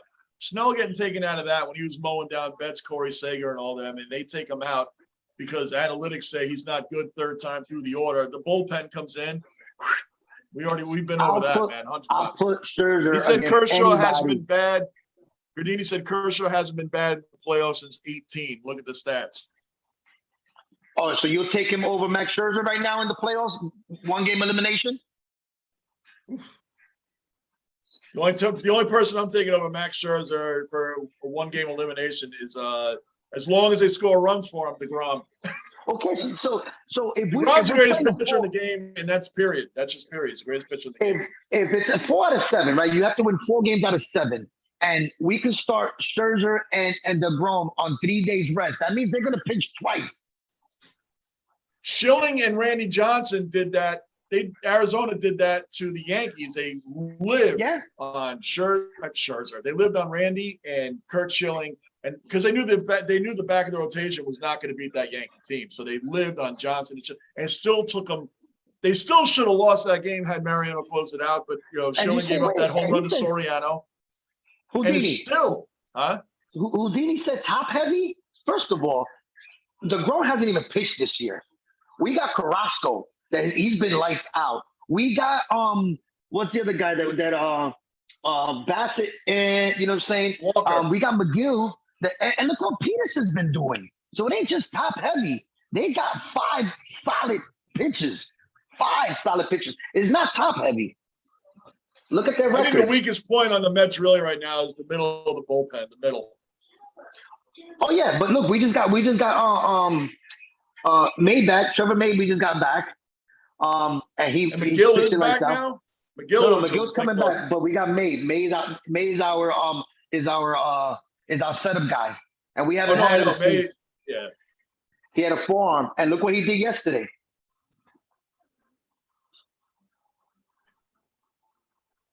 Oh, Nathan said, "What's up, Lou?" Nathan's here for the wrestling, man. So I got to keep going with the wrestling. He's a good subscriber too, man. I'm sorry. It's a commercial right now. Yep. No, you're good, man. You guys are all on the thing. Like I said, you got to get your chat up so you can read Gardini's stuff because he writing novels here. Dude, they're good. Dude, I get it. We manufacture runs, and that's what wins in the playoffs. It says, I'm only going to read so many of these back and forth. He said it's ignorant because the Dodgers kill the Mets in offense. That'll definitely show up versus the lack of experience you guys got in the roster. Anderson, Gosselin below 2.5 ERA, Kershaw at 2.7. Bueller's been good since July with a 1.8. So when you're talking about what happened when Florida beat the Yankees. They were all rookies. They were all rookies. Maybe second or third year guys, 1 or 2. They didn't have experience, and they slapped the Yankees. What are you talking about? The biggest surprise to me, if you can think back, is when the Cincinnati Reds with Chris Sabo and them swept the Oakland A's with Dave Stewart, McGuire, Canseco. And that was I think one of the biggest upsets ever. Lashley is still all over this dude, man. Come on, Lashley, finish this, man. I don't like Ciampa or Miz. I just don't. Lashley's the man. That's a big dude, bro. Lashley's a monster, man. He is a monster. Raleigh jumped in and said, just wait until my Padres win it all. Ha, ha, ha. Yo, Raleigh, you guys, I got to tell you, your Padres, man, the Dodgers had let me show you who still runs the West and we don't care about Soto weekend. Dude, that was a rough weekend. I know our Yankees had a rough weekend. Y'all had a rough weekend. The Padres are scary because if they can get hot going into the playoffs, their pitching staff is not bad either. And if they can just ride that wave, they can knock anybody out too. Look at how strong Lashley is, man. That's just what a reversed it on him. Ciampa reversed that on him. Gardini, I don't know if I saw your question, but I don't know if you heard me, dude. I'll be back tomorrow night, 10-10 for the Mariners tomorrow night. I'm not jumping in on it tonight. Like I said, I was away, came back, blah, blah, blah. I'll be back tomorrow night, 10-10. I'm doing the Yankees for sure, and I'm doing them the rest of the week, so it's all good. Padres need better arms to contend in that division. Lockport, yeah. Well, They got Darvish. They got Snell. Oh, he didn't say garbage. He said they need better arms to contend basically with the Dodgers. They don't have the staff Dodgers. Yeah, I mean, it's just sometimes you gotta. It's like the Mets and the Braves. You know, like this year, we're finally turning that page. We're showing them, hey, we're not scared of you anymore. That's what's been going with the Padres because, dude, their lineup. Wait till they get Tatis back. Tatis, when you have Soto, Tatis, Machado. And I always say, and Josh Bell, because you can't discount Josh Bell as a throw-in. Everybody acts like, well, they threw him in. He was at 301 when he went over there. It wasn't like he was having some scrub season. Oh, Lashley, come on, man. He's got his foot up. He just broke the count. Come on, Miz. Get Miz out of here, man. Miz has, to me, to be around as long as the Miz has been. Oh, there you go. AJ Styles just jumped in. AJ just came out of. They're bringing AJ back a lot, man. He just jumped in out of nowhere, chasing the Miz down. That's cool. He's been having beef with them, man. That's awesome. I love it. You gotta love it. You gotta love it, Saban man. Ciampa again, Nathan. Saban Ciampa again. You are right. I know it's Ciampa, whatever. You're used to me misnaming people. Styles just came in. He's good. I like him.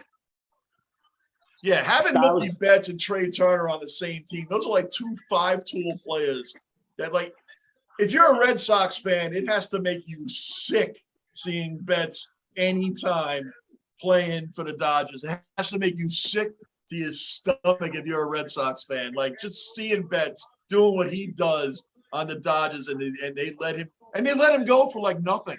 Like they didn't get anything back. You traded Mookie Betts, a generational player, who you can honor. Maybe only Mike Trout is better than Betts 5-tool. Like, that is insane. You got to be sick to your stomach as a Red Sox fan watching that. The Padres didn't get nothing back for Soto. Nothing. You mean the Nationals? The Nationals, and they gave away Bell. They got robbed. They got 5 prospects and Luke Voigt. Like, dude. And ESPN is funny because they'll say, well, they got 5 very good prospects. You don't know if they're going to be very good or not, but they got Juan Soto and Josh Bell. Like, yeah, that dude, they got robbed. They got so robbed. It's unbelievable. Goodini, Lou. Yeah, Lou can't see all. Lou doesn't have his chat up. He's going to have that up this week, so he can't see all of it. I missed some. If I missed some, huh? I got to go pick up my laptop. I just haven't had time to go pick it up. You got it. Then you can see these things, man. So I won't have to be the narrator on top of everything else. I got to be the narrator. I got to read novels. I got to do everything so Lou can talk, man. What else do I need to do? What else? I'm surprised. That's why I got to keep drinking water. Lashley is just monster. He's just killing Ciampa right now. Just killing him. Surprised I'm drinking water? So I'm drinking water. When you come on, I got to read. I got to concentrate on focus on chats, and these guys make the room. You guys all make this room happen. It's not us. You guys make this channel work. So I'm going to read and keep Lou informed because he doesn't want to put his chat on. I will tell him I'll put my chat on soon. But look, I'm drinking water too today. I don't have the white cup. Good. It'll be great when you're drinking water and reading these chats. Oh, I can't wait. Dude, but let me tell you, that Chipotle red sauce is no joke, man. I miss Voigt's energy too, Gardini. I'll give you that. I always liked Voigt, man, but he just, you're just not going to get it when you have DJ LeMahieu and you got Rizzo, man. Voigt was the odd man out. That's just it. Oh, he's got him in the grip. He's got him. Lashley's got him. You ain't getting out of that. That's it. The Almighty has spoken. He is wrecking him. Bam. No problem. We got it. He is a big dude, man. That is a big dude. The full Nelson. The old days, that's what we called it, the full Nelson. What do they call it now? Johnny's been all over him to get the chat going on his. They're laughing because I was getting all over you about the chat. I mean, we've been talking about the chat now. Lou's going to be on it. Hey, guys, what do you want? The Lunicorn showed up, and now you want him to have a chat on top of it? Hey, one step at a time, guys. One step at a time. Hey, one step at a time. You got it. I mean, the guy showed his face today. Come on. The hold on. Oh, look at that sign. That's hot. Huh? This lady had a sign like a cardboard that was like the outline him going like this. That was hot.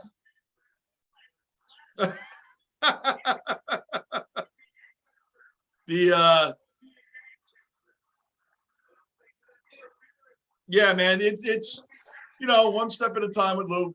No dough, I guess, huh? Yeah, no, he's still coming on.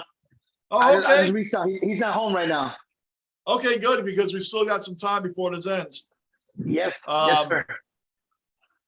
Anyway, anybody new in the room, please hit the subscribe button, the bell notice, and the like button. Keep helping us get toward that 1,000 subs. We're more than halfway there in the basement where we're all fans speaking to fans, diehard fans speaking to diehard fans. You guys make this channel happen, not me.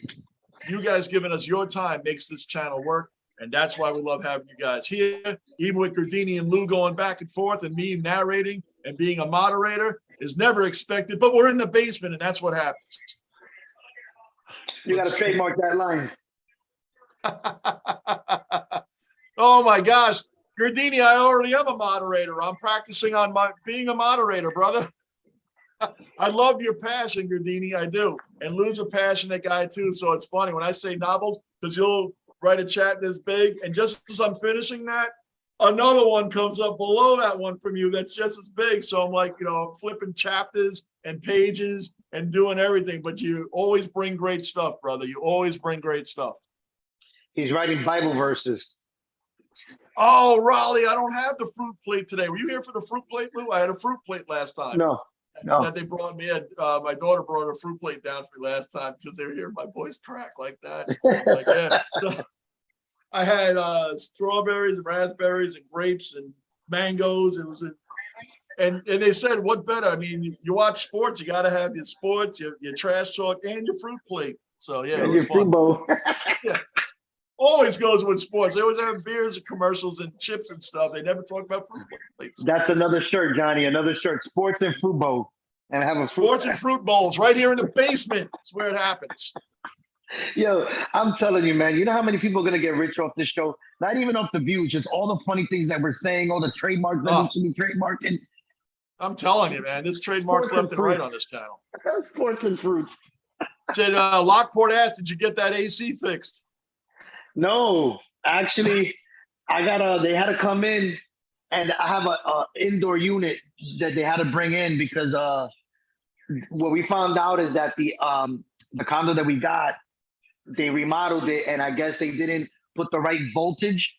So that's been shorting out. So they have to send a company to basically rewire the whole thing. But at least they bought it. We have a indoor unit, and it's nice and cool today. Thanks for all that. I think we were just looking for yes or no. I think they just want a yes or no, not who's wiring the crap out of it, man. He was elite and injury prone. How much change here? Johnny, bring me on. I would love to do a Yankee baseball debate podcast if you're interested and can help you with diverse content. Dude, we're going to get phone calls in here soon, Gardini. I promise you, man. We're going to get phone calls in here soon. Right now, we're building this channel the way it's going. You guys make this channel happen. We're going to have phone calls. So at least have it to where you'll be able to call in. They're lucky that we're on right now, Johnny. They're lucky that we're even on because they don't know how illiterate that we are when it comes to this tech stuff. Yeah, you guys are giving us way too much credit. I don't even know how I set this up every day. I'm every day that this comes on and you guys pop up, I'm shocked that that even happens. Yeah. I lost the chat one day. Like I bumped into my laptop and like the whole chat went away and I like freaked out. My son wasn't here and I'm like, I got to figure this out on my own. And I'm like, they're talking. I'm like, like, and I came back and there's a whole list of stuff. You guys are giving us way too much credit. We're getting there though. Yes, we know Zoom has phone calls that you can call in. We'll let you guys call in. I promise you. We're going to be doing that. I promise. We figured it out. We figured some of it out.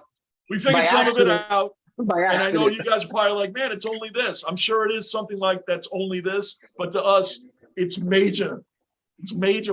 I'm still wondering what happened to the rotary phone. So you guys got to give me some time. I promise you. But we want to do it for your so you guys can call in and no numbers are seen and things like that. So we're getting there, guys. Be patient. And Gardini, I know you're dying to call in to talk to Lou. I know you are. And I promise we're going to get there.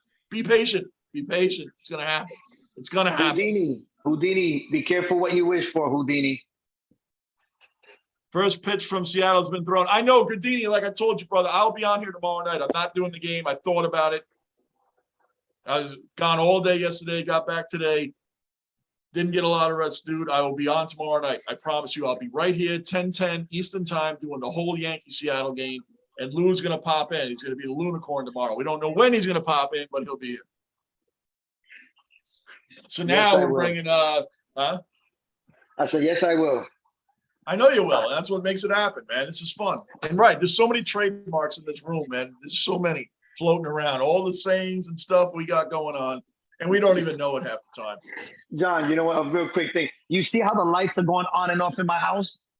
Like, well, you're like disappearing, and then you give us close-ups that nobody needs to see. You see, and then when the AC unit turns on, the lights go off. Dude, I'm at the club right now.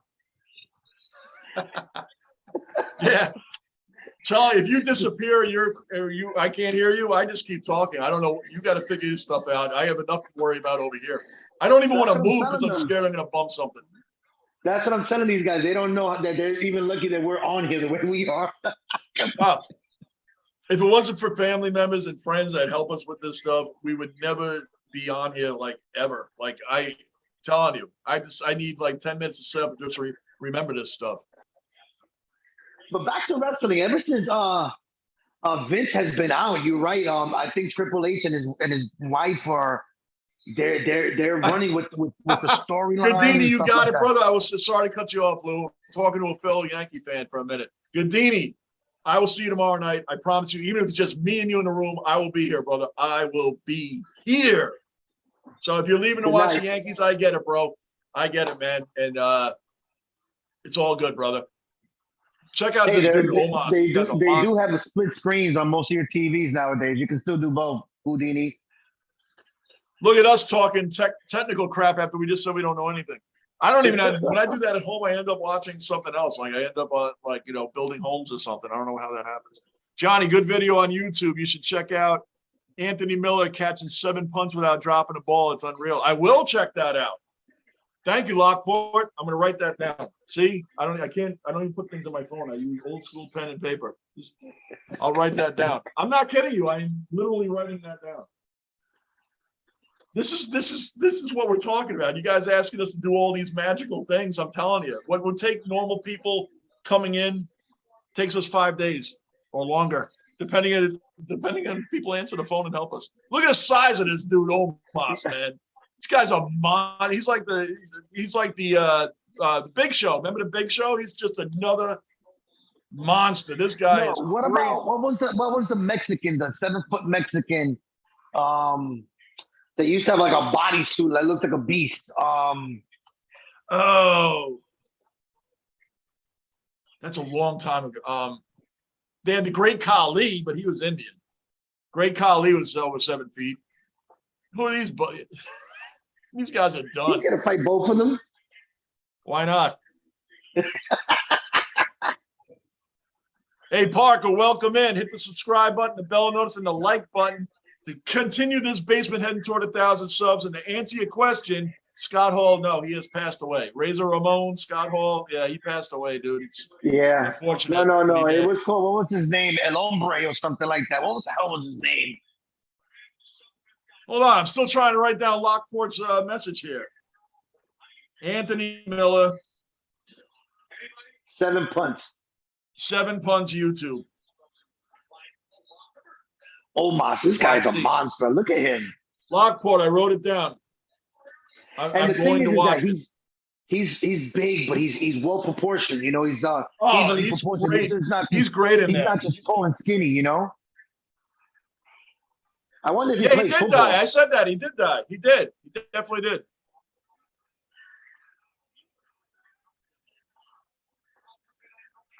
These guys are good saying stuff, no Gardini. mas. Thanks for the updates, brother. Huh? I said these guys are saying no mas instead of Omos. Yeah. Oh man, please. These guys should be saying no mas. They're getting destroyed. Give me a break, man. This guy's crazy. And he's got like an old school manager. MVP is like an old school manager type. He's fun. Look at him, man. Come on. He's just picking him up like it's nothing. Look at this. Oh. Come on. He just, come on. 2 count. That ref should have just hit 3 anyway. 2 count. He's done. What a clown show. He's just picking him up like it's like a rag doll. Look at this, man. Oh, man. Come on now. That's crazy. Yep. They always have had big. Andre the Giant, of course, is the most famous one, man. Most famous big man. Paul White, Big Show, he was in there for a long time, too. What about Big John Studd? Big John Studd, Junkyard Dog. Big John Studd, remember, he died of a heart attack. Dude. Oh, he was a big dude, though. He was a monster. He's one of those guys that, like. Hillbilly Jim was big, too. Hillbilly Jim. You know who another favorite of mine, we didn't mention him earlier from back then, was Hacksaw Jim Duggan. I was like, walking around with that 2x4. Yeah, he was awesome. Oh, there was one of my favorite moments was Royal Rumble. It was George the Animal Steel stood outside the ring the whole entire time, just playing with the buckle, eating the buckle. You know that he was like a real smart dude. He's like a professor in real life. Yeah, he was a real brilliant guy. I saw a documentary on him. I forget where he taught, but he was a professor, and like former students of his couldn't believe that he did stuff like that. Yeah, I guess that was his release. It was he smart enough that he knew that character was good for him. Lockport, Great Khali. That's right, man. Yep, I remembered him. It was back in the days. These guys were humongous, They was just brutal. Yeah. It was just brute force. That's my man right there. Gardini, Carp J just fell. Oh, he's staying in. Okay, I'm just catching up. Gardini's giving us play-by-play here. That's good. He's staying in. Carp is the man. Okay, good. Yeah, we don't need Carpenter being gone. We do not need Matt Carpenter getting hurt. That dude, again, Lou has always said it. The other compliment he gives the Yankees over the years is they always find that guy. Just that guy that nobody else is looking at or wants or is going to retire. We always have that guy. That I said, like Nick Swisher. No one cared about Nick Swisher. The Yankees get him. He was great for the Yankees. Matt Carpenter's at like 320-something, man. Come on. They do always find. It's weird how that works, but they do. And Matt Carpenter's not going to be on the Yankees next year. Because if they keep him through next year, he may not hit like he's hitting now, But he's doing it, and we need it. He's been picking up. Stefan is doing what you love. Because you know what it is? He doesn't like yell and scream all the time. It's his laugh and that people like this in real life. They're irritated, and he does it so well. He's Seth freaking Rollins. That's what he goes by now. Seth freaking Rollins. Freaking out, yep. He's awesome. I find him very entertaining because it's just the way he is. It's hilarious. See, and some of these wrestlers are good athletes, but they can't do this.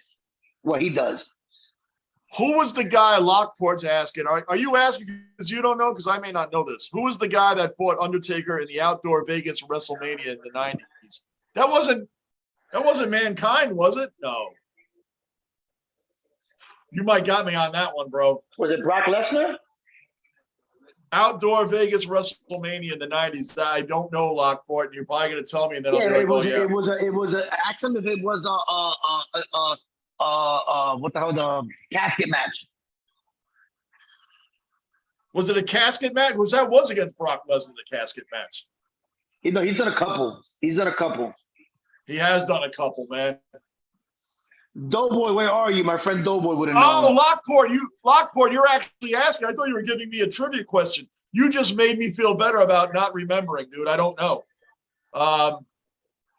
He was huge. He towered over Undertaker. Oh. In the 90s, and he towered over Undertaker? The only one that was bigger than him was the Big Show. I don't Paul remember. White, it could have been the Big Show. Mid-90s. We might have to look that one up. No, don't look it up yet. Wait until my friend Doughboy comes on. I bet you he'll know. All right, Lockport. Doughboy is going to come on. He is a wrestling almanac. If you looked it up, don't tell us. Let him answer this question. Lockport.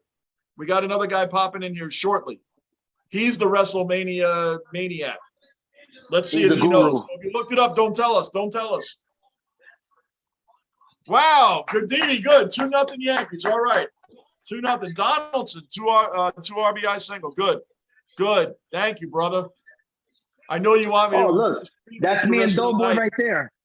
Huh? That's me and Doughboy, the swoosh. What was I going to say? Oh, yeah, dude. I know you want me to switch over, but I'm not doing it tonight. I'm tempted to, but I'm not. I can't. I will never stay awake the whole game. I will not stay awake the whole game tonight. Not today. It's been a good but long last couple of days, so that will not happen.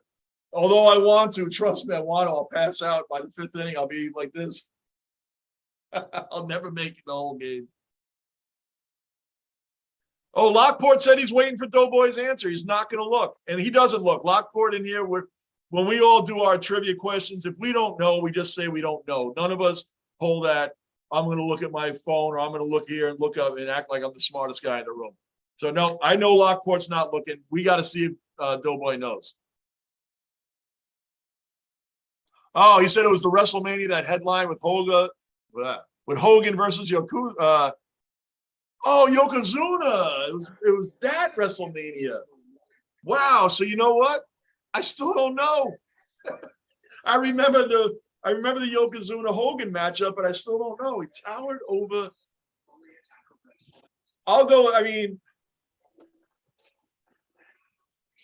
It could have been Paul White, but I don't know if he was around in the mid-90s. Big Show. Who else? I'm trying to think of who would have towered over Undertaker back then.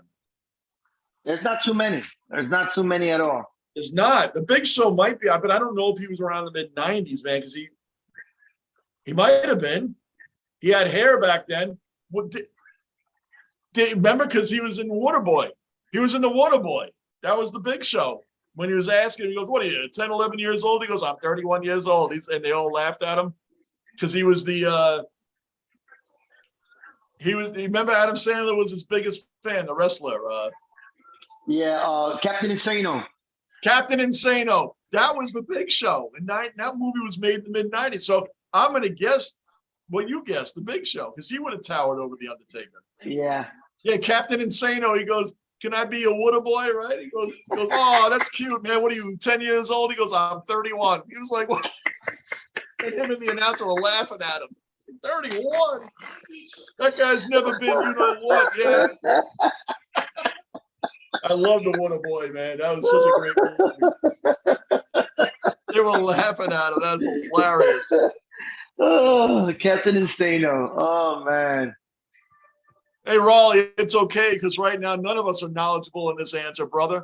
We do WWE because we have fans in here. The big matches, we all have that. And I'm a fan of WWE, so I try to keep Monday Night Raws right here. We do the baseball. We try to be Yankees are playing late, and the Yankees are playing late, and they're playing late tomorrow. So we're in here doing Raw. But Raleigh, that's okay. You know, Rey Mysterio, Cena, Undertaker, Stone Cold, but not now. Listen, brother. Doughboy is the one, and now everybody's waiting for the drum. When he comes in, he's going to get hit with a question right off the bat. Right off the bat when he comes in. We're waiting. Anybody else new in the room? He ain't picking up the phone. Huh? I'm trying to get in contact with him right now.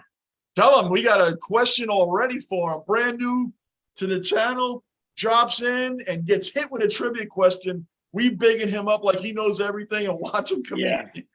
He's got to know. It was a casket match. I know for sure it was a casket match. Wait, look at these guys. Yeah, the Alpha Academy. Look at the size of this dude. The Otis. He's a tree trunk. He said WrestleMania, right? WrestleMania. It was outdoor in Vegas. No, he didn't lose that one. He didn't lose that one because Yokozuna. Huh? Undertaker's only lost 2 matches in WrestleMania, and one was recently. No, he lost to Brock Lesnar for the first time. He never lost before that. That's what I'm saying. No, that's what I'm saying. So he maybe lost one or two matches in WrestleMania. So if it was in the 90s, he was undefeated. Right, he was undefeated, so he would have beat the guy. Hey, what's up, Justin? Justin, you're always good. You're almost like Lou. You just pop up out of nowhere, man. Justin is here. Welcome, brother. We always appreciate you showing up, man. Sure. It's funny because this is me and Doughboy right here. This is the perfect duo for me and Doughboy. Yep, good. Hey, Gardini, that's good news here. The Yankees are freaking winning, man, and getting off to bringing the same momentum in. So that's good. Here comes Dolph Ziggler, who's now back. That's good, Gardini. I'm glad to hear that, brother. Thanks for keeping us posted, man. Subscribe, bell, and those like button if you're new in the room. We appreciate it. Y'all make this channel. You guys make this channel. Merging from the depths, going to 1,000 subscribers with the basement mentality, fighting from the bottom up. Another trademark right there, Lou. I know, right? Copywritten. We're gonna be like Talladega Nights. You ain't first or last. Copywritten, whatever. Hey, that's what I was telling them. 80s baseball with some of those great Yankee lineups, which they remind me of today, right? But back then, if you weren't first, you were last. You ain't first, you're last. It was the pennant or nothing. Nothing. You could finish second place with an incredible record, and you didn't win the pennant. That's a lot of people didn't like this wild card thing, but I think it's great for baseball. But you have to. You have all these teams. You can't just have a pennant or nothing. You have to have the wild cards. You have to. If your team is not, like right now, the Yankees are running away with the division, but you got the Blue Jays. They're right there. Like, the Blue Jays are. You already know my take. Go ahead, keep going. No, but why would Blue Jays fans watch the rest of the season if they're down by 10? 10 games back. Right, exactly. And you need wild cards. You definitely need them. Gardini, I'm going off for the day when Raw is over. 11 o'clock Eastern time. I'm done. I got to eat now. Got to crash, man. I'll never make it through the game. And, brother, I want to stay on for the game. I promise you I do. But I'll be back tomorrow night, 10:10. You guys got me the rest of the week. Got Lou the rest of the week. I just can't do it tonight, dude. I can't. I want to. I promise you. I just can't. I just can't tonight. I will be here with you tomorrow night. You got my word. I saw that too, Justin. I want to take him. I missed a couple things here.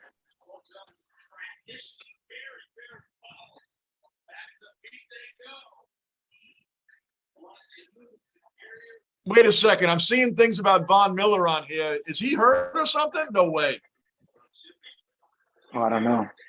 Justin, you said Von Miller, but nothing behind it. And then Raleigh said, I saw that too, Justin. I would wait to take him till near December when he can play and see if we really need OBJ. Gunnar, you can have any quarterback in the NFL history to lead you on a playoff run. Who you taking? My pick might surprise you. I'm not taking Allen. You can have any quarterback in the NFL history to lead you on a playoff run. I don't want to be a homer with my call, but it definitely ain't Tony Romo.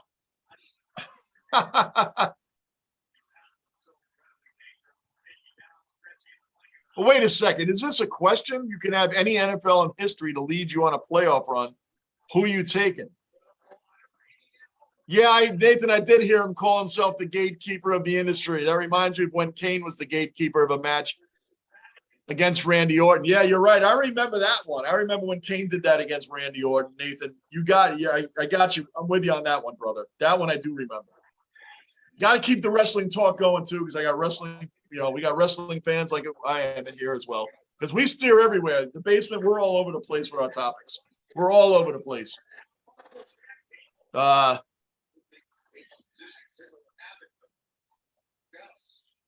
Gunnar, if you had a question, I keep missing the question. Wow, what a move. Oh, best playoff quarterback ever. John Elway was a damn good playoff. When you think about John Elway took above average Bronco teams to the Super Bowl. And yes, he got killed. He ran to Lawrence Taylor and the Giants, then Doug Williams and the Redskins with Gary Clark and amazing offense. Timmy Smith, who had the Super Bowl rushing record, right? Timmy Smith, anybody hear of him? No. And then Joe Montana and them 55-10. That Broncos team had no business being in Super Bowls. John Elway also had great playoff runs as a quarterback because he really didn't have great teams around him. They were above average teams, and the better teams were always in the NFC. They were always in the NFC.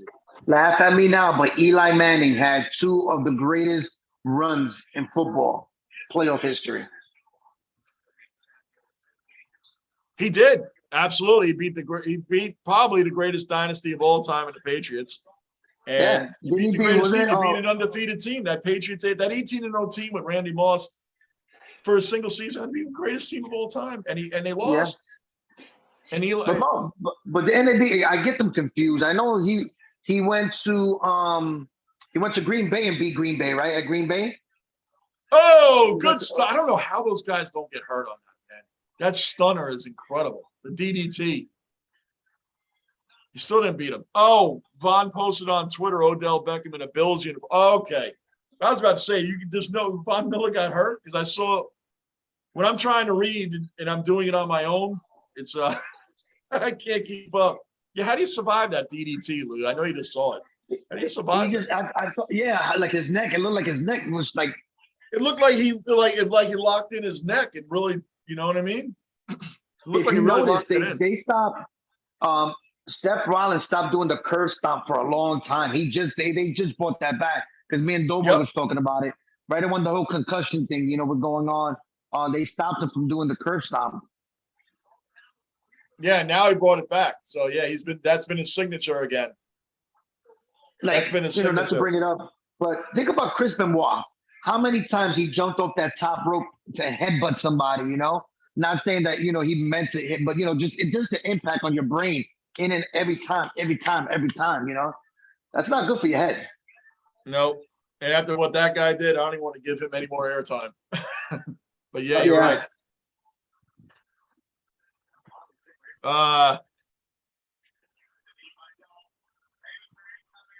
Terry Bradshaw, I mean, he was solid. He played in a murderous era, definitely.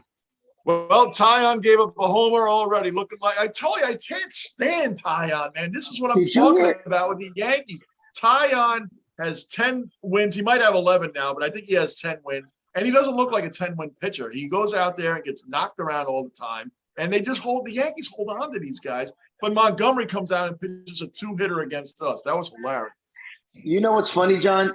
You know who was the starting quarterback before Bradshaw in college? Didn't he go to Alabama or something like that? Yes, it was Phil from from Duck Dynasty. He started over Terry Bradshaw. Terry Bradshaw said he was a hell of a quarterback. He just cared about duck hunting more. No, and religion. He was very religious, but yeah. Yep. Brad, they had a reunion recently. You can see it on YouTube. Like he showed up and Terry, they were laughing. He was like, "Hey, he started over Bradshaw." Yeah, he was better than they say he was way better than him. They said he could go to the NFL, but he didn't want to. Yeah, he didn't want to. That's crazy, right? Sunday was his church day, and he also did duck hunting, and football interfered with duck hunting season. That's crazy, right? You imagine being that great and just not care. Look at the size of this dude there. This is the guy I was telling you about, Otis. They call him the tree trunk. Now, is that what Vogelbach does? Does he when he's not playing? That guy is just pure mass. He's just pure mass. I said that's Vogelbach right there when he's not playing. when you guys see my friend Doughboy, you're gonna know that's me and Doughboy right there. Oh man. Louisiana Tech. There you go, Justin. Good call. Justin heard that Kevin Durant wants Nash fired. Really? I didn't hear. I mean, I wouldn't be surprised with anything with KD at this point because he's going to end up on the Nets anyway. He's going to stay with the Nets because the Nets, as they should, want a ton of. I don't know why they picked him. I don't know why they put him as a head coach. No experience. You can't do that. When you got Kyrie and you got this dude KD, you need Harden at the time. You need a coach that they respect. You know what I'm saying? Not a pushover. Not someone that be like, hey, be here at 8:00 and they're there at 8:30 because they have no respect. They don't fear him. I said it. That was the biggest mistake right there. Oh my gosh, man! They had I don't get. Yeah, he's a push. I don't get it. There's a lot of things in there I just don't get when it comes to the to that team and having the caliber of team you had and got swept out by the Celtics. Not that the Celtics are bad, but I mean they didn't even put up a fight. The Mets are the perfect example. Look at what from last year's manager to this year's manager. Same, almost not the same teams. I don't want to say that. But look at the players that were struggling. I agree. From Mickey Callaway to Rojas to Buck Showalter, what a difference. Mickey Callaway was trash too. That's why he said under those guys, the Mets have a lead. They would have already been 6 games out of first place and 3 out of the wild card if either one of those. I feel like I'm watching an anime cartoon with these women's outfits. Yep, Gardini, KD, and Kyrie both wanted Steve Nash. It's a good point. They did. They both wanted Steve Nash as the coach. Mike D'Antoni was his assistant coach the first year. I'm like, Mike D'Antoni should be the coach. He's like, a coach. That, you know, right. Because Nash during that first season was asking D'Antoni a lot of questions, and then when he lost, and then they don't respect the coach. They don't respect him. It's awful. But you know what? That was where they wanted to go. They did want Gardini made the point. They did want him as the coach. Tell him, John, what Bill Parcells saying about being a player's coach. Yeah. Bill Parcells famously said that the greatest thing about a player's coach is he'll always invite you over to watch the Super Bowl because he said players' coaches don't win. Because Parcells in the documentary on him, I watched a while ago, he did say his first year with the Giants, he only won 3 games. And Belichick was a defensive coordinator, and they said that Parcells was too buddy-buddy with the players, and he said in the offseason he'll never do that again. They said he came in the next year, it was a completely different coach. You know, he said, you want to be here, you're going to be gone. This is the way we're doing it. And like they said, he wasn't that player's coach anymore. He said he would have been done. The Giants were ready to fire him. Nowadays, you start out 3 wins, you're already on the hot seat. You know, forget it. Yeah, I think they fired too many coaches too fast. You know, especially that you're picking up somebody else's pieces. You can't give a coach 2 years. You know, it takes 2 to 3 years just to get the people you want there to believe and buy into your system. You have to give a coach at least 3 to 4 years. But it's tough, especially with big markets. You know, fans don't want to hear that. You know. Yeah, Gardini. KD said before the playoffs he expected them to lose. Wow, did he really? He expected them to lose? Wow. I know there's so much going on with KD. Sometimes I don't even pay attention anymore. Man. Sometimes I don't even want to pay attention. KD's going to end up staying on the Nets because they're never going to get the trade package. They said that he was pushing a trade to the San Diego Padres. Listen, that's what I heard. Don't quote me on that. Like these guys sign. The problem is, and a lot of these teams have allowed it. These guys sign extensions and then say, "Okay, now I want to be traded," because they want all that money to another team and be owed all that money. But you know, you can't. The Nets, for once, they're putting the brakes on that. Like, yo, you KD, if we're going to trade you, we're not going to get bums back or a bunch of. We want players. We want the whole bench and the roster. The Browns, Hunt wants out, and they told him nope. What's that? He requested a trade. Hunt, the running back for. Oh yeah, Cleveland. I saw that. Yeah, they said no. They told him no. They were like, nope. Sooner or later, someone's got to stop. Like, hey, I'm going to sign an extension. Now I want to get traded. It's like you can't keep doing that. KD, we got KD. We're not going to give you up for nothing. We need an entire roster. I mean, like they say the Nets are asking ridiculous amounts. That can set your franchise back years. It can, and on top of that, you're getting a guy who's 34 who does get injured lately, and he's going to go to your team, and who knows if a year or two he's going to want off your team. So why are you going to give up the house? Why are you going to give up the house for somebody like that? Why are you going to give up the house? You know, as much as why are you going to give up the house the Mets like that? Yeah, they were killing the Mets. Oh, look, they were killing the Mets. They're like, oh, Steve got the money. You talk about this and talk about that.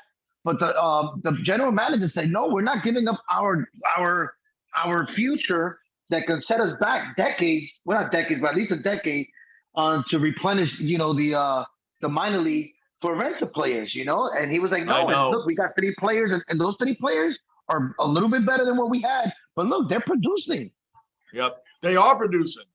Deshaun, Justin, are you predicting that, or is that true? Deshaun Watson will get suspended for at least 10 games. Is that true? No, they said 6 games. No, they said 6, but he's saying he'll get suspended for at least 10 because they're appealing it. The NFL wants him out for the whole year. But no, when you appeal, they never go higher than what you get. I mean, you got. I've never seen someone appeal and get more games suspended. I've never seen that. I don't know. I know they're appealing it. They gave it to a different judge, so I don't know. No, but have you ever seen that? Someone appeal and then get more games? I've never seen that. What happened with not Ray Rice? Was it Kareem Hunt that they appealed and he ended up having to sit out longer? I thought that happened recently. No. Hunt got they just dropped him. Yep. Hey, Gardini, even Lou, who's not the biggest LeBron supporter, has always agreed with this. I've made this point 100 times. The difference between LeBron, where everybody hates on him jumping teams, he never, ever breaks his contract. He always fulfills his contract. Always. 100%. 100%. LeBron always fulfills his contract, then has the right to do what he wants to do. He never signs him and then says, I'm not playing here. And he also is a leader of the team. He also leads these teams. Yeah, he's the only one that does it, and he gets hated on. And LeBron is really the only one that does not sign these extensions and then says, forget it. Wait, he says, no, Gardini, the NFL appealed the suspension. Watson's not going to appeal 6 games. He doesn't want to be out for any game. Yeah. The NFL appealed it. NFL appealed it. Yes. Oh, I thought it was different. I thought it was. That's why when you asked me a question, I was telling you the NFL appealed it. The NFL wants him to get a year because they're getting so much from the women groups right now. They're getting so much backlash. Now they want him to be suspended a year. The NFL never. They just it's weird. They never get the situation right in any aspect. Look at the Ray Rice situation. 2 games, but if you smoked weed, you got 4 games. So you go figure. It'll get more games. The NFL wants a full year. I'm trying to catch up with you guys. We got the Miz and AJ to end the night. Oh, thanks, Nathan. Hey, Nathan, as long as you hit the like button at any time, it's good, man. Like I said, you guys make this channel work. You guys do. The subscribe, the bell notice, and like button. Anybody else bring them in. Bring them into the chat with us all, man. Bring them into the chat with us. And the outfit is fire. That black and yellow looks awesome. The NFL itself is appealing the suspension. They want this. Yeah, Gunner. Yep, we're on that. They want the 1 full season. Yep. Thanks, Nathan. Support the chat. Nathan told everybody on here, Lou. Hey, people, get to the like it. Get to the like it. Massive. Did you see his shirt? I saw his shirt. I saw it. Thank you, Nathan, for telling everybody to hit the like button, subscribe, get your friends, get everybody, get the channel building. But we always got a regular that 1K, baby. We're trying to get to that 1K. Trying to get to that 1K, which we are going to get to. We're getting that 1K because we got basement fighter mentality. That's what we got, emerging from the depths. See, another it's the football season. I'm predicting a little bit halfway before the middle of the season, you're going to break that 1K. That's my prediction, John. What's that? I was reading Gardini has another novel here. What? Gardini, I'm going to start calling you like author or something, man, but it's good. You always has good points. The prophet. Yep. Oh, yeah. But, I think you're gonna break the 1,000, the 1K, right before the middle of football season. So, like before Halloween. How much are you at right now? Over 600? 6 something, 630. I'm gonna say I don't know. Before Halloween. Wow, that's a great prediction. I hope that's true. That's my prediction. All right, Gardini said the Giant. All right, it's gonna happen. We're inevitably gonna get there because we got, like I said, these guys make the channel work. Gardini said the Giants could win the NFC East, but also could finish in last this year. It'll show. We have to see what Jones is made of. No more excuses. Gardini, we were talking about the Giants should go out and get Garoppolo at this point. I don't think it's a good point because if he comes on point, Dable and all that, the NFC East is so they've been the weakest division lately. The Cowboys, everybody talks about the Cowboys. I'm like, the Cowboys haven't done anything in a long time. They always look decent until crunch time. The playoffs. Yeah. Right. Man, I tell you this, if Tony Romo would have won a Super Bowl, we will be talking about him a lot more in these big time quarterback conversations. Yes. Yep. Quarterback conversations, 100%. Because regular season, he was a monster. You know, I know people that are Cowboy fans, and I always tell them, like, it's like, how do you get excited the whole season knowing that in the playoffs, every year is the year? Like I'm a Jet fan. Every year we're going to actually like be competitive. I hope for weird things too, but they never come through. And to think that Mark Sanchez has more playoff wins as a Jet quarterback alone, 4 playoff wins, than Romo and Dak combined. He has more playoff wins than Romo and Dak combined. It's true. And he's been to 2 AFC championship games. Those guys. The Cowboys haven't seen a championship game since Troy Aikman. That's a long time ago. I told some guy yesterday, the same guy I've been arguing about baseball. He's a Yankee Cowboys fan. I don't know how that happens, but Yankees and Cowboys. Wow. Yeah, I told him. I said, you guys watch your NFL. I mean, your Super Bowl highlights on VHS. On VHS. They showed what life was like the last time the Jets won a Super Bowl. It's a good meme. It shows a black and white picture of a family watching an old school TV, you know, where they sat across with the big brown and checkerboard awnings and things like that. And the TV, the big tube sat in the middle of the coffee table. Remember those? What year was that, John? 69. Yeah, I wasn't even born. Neither was I. Like I said, as a Jet fan, I could talk about – it's pretty sad if I could talk about one Super Bowl win to any other NFL fan, but I've only been alive for 4. I saw us get within one game of the Super Bowl 4 times, 82, 98, 09, and 10.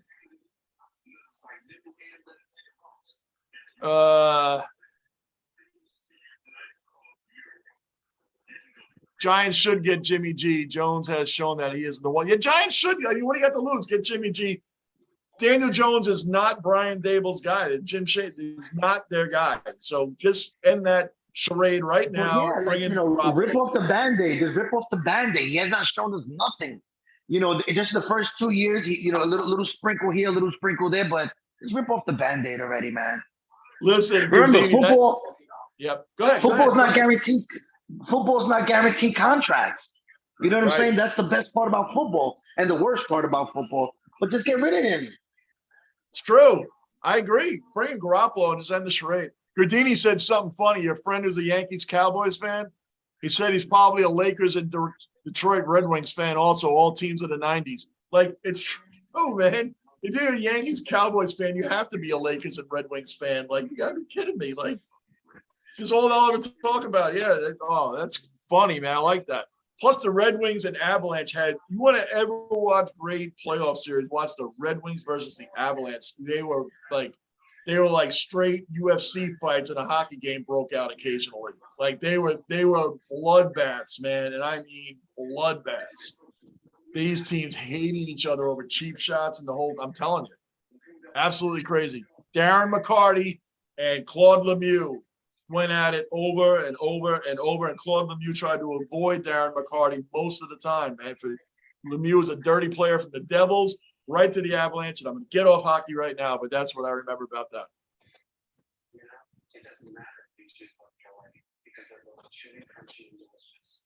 That's true, too. Well, that's a good point. Godini said if we get Jimmy G, we can't take the $20 million for the cap hit. We have no money left and are in a luxury tax if we get him. It's a good point. But still, like, Daniel Jones is just not – if the Giants are moving well and this guy just screws it up, it's like, I always feel if the Jets had – like, jury's still out on Zach. That's true. But if we had an established quarterback, this Jets team would be really good this year. We got to hope Zach can do it. That's it. We just got to hope. I've been saying this for years. You saw signs of good, you saw signs. Yes, we saw signs, but they were very far in between. It was so far apart, man. Oh my Lord. Yep. Nathan, no dirty jokes on here. No, please don't. Please don't. You said you up for a dirty joke. No, don't do anything like that in the chat. Nope. No, thank you. Love you being here, brother, but no dirty jokes, no nothing like that on here, brother. So we'll have to pass. Yeah. We don't know the whole rules of this, of getting banned. Don't do it. Yeah. Nope, that's a big no. Look at it, freaking Miz whacking on AJ, man. They're trying to bring AJ back up a little bit, man. But oh, you know who we missed too? Mr. Fuji. Mr. Fuji. Wow, that is an old school name, Mr. Fuji. Once I saw the kendo stick, that's what I thought of. Yeah, it's a decent point. I mean, if Daniel Jones sucks this year, you can save the cap hit, take a top 10 pick in the draft. 2 elite quarterbacks are coming out, and it's just starting the whole thing over again. You know what happens? This is what happens. He's going to win just enough games that we don't be in the top 10 picks. That's New York sports. It's so true. Look at the Jets. Look at the Jets tank for Trevor, right? And what do? We beat the Rams. We're 0-13. Like, how does that happen that we beat the Rams? Like, come on, man. And the Jaguars stayed at 1 win the entire way. They couldn't even lose right. The Jaguars that year in opening game beat the Colts and were 1-0 and lost 15 in a row after that. They were 1-0 and lost 15 in a row after that. Yep, the Jets ended up 2-13 or 2-14, whatever it was, 3-13, whatever the hell. They ended up 3-13. Oh, who cares what they ended up? Something like that. Look at that! Ow! How does that not? Oh my gosh, that was a 1, 2. Oh, he got out of it. The Miz, you know what it is? Just the Miz just doesn't do any of those spectacular moves. Man. He just doesn't. That's why I've never really liked the Miz, man. He just doesn't. Because he's all character. He's got the character, yes. He's got the character. He's got the talk. You know, he's got Miz TV. He's got all that stuff. He just doesn't. He's just missing that it factor, like that. No, he had his own spin-off show and everything. That's crazy. Yeah, it comes on. I don't even watch it. I don't even care to watch it. It comes on after the Miz and Mrs. or something like that. Yeah, but that means that's how much people do like him, you know? Yeah, we brought that up earlier, Gardini. You weren't in the room yet. We brought up Greg Williams. Gunner brought him up a couple hours ago, man. We talked about that, the zero blitz and all that wonderfulness against the Raiders. Yes, we could. That should have been our first win that year, Gardini. That should have been our first win. Yep. Greg Williams with that great blitz, and that'll never be forgotten. That is the worst defensive call in the history of the game. I mean, at least for that. So yes, that should have been the Jets' first win. That even the players. No, that's not the worst. No, the zero blitz. It's not the worst. Tampa Bay versus the Rams. That was the worst zero blitz call of all time. That's true. Good point. I was talking about for Jets, but yeah, good point. Good point. He said Mr. Fuji threw the sand in Hogan's eyes and Yokozuna went on to pound Hulk for the title. Mr. Fuji, how can I forget about him? He was hilarious. You know who was good too? The Great Muda. He said, you want to know who would dominate these matches, Gunner? Mr. Miyagi. Huh? Mr. Miyagi. But the Fabulous Great Muda was good. All I heard was good. The Fabulous Great Muda. Oh, Great Buddha. Yeah. Oh, my gosh, man. You're bringing out some themes now. He used to spit the thing out of his mouth, the green stuff. We're going to have to wait on that answer from Doughboy at another time. Yeah, man. I'm gonna let him have it. It's all right, bro. He'll be the new Mr. He'll be the new mythical figure, man. He'll be like, the new, we've heard of him but never saw him. So he's the new one taking over that role. Did you see that? He threw the chair in his face. That was awesome. Yep. Doughboy's gonna be the new legend, man. He's gonna be the new legend. The legend of Monday Night Raw. The new mythical creature. Yo, Right. that was Everything awesome. happens in the basement, man. We have all types of crap, man. He's entered that role now. Yep. Lockport just said, "Where's Doughboy?" See? I want you to ask me a question, John. Ask me, what is the greatest wrestling move of all time? What's the greatest wrestling move of all time? Rowdy Piper, the boop and a poke to the eyes, brother. That was a Captain Insano move.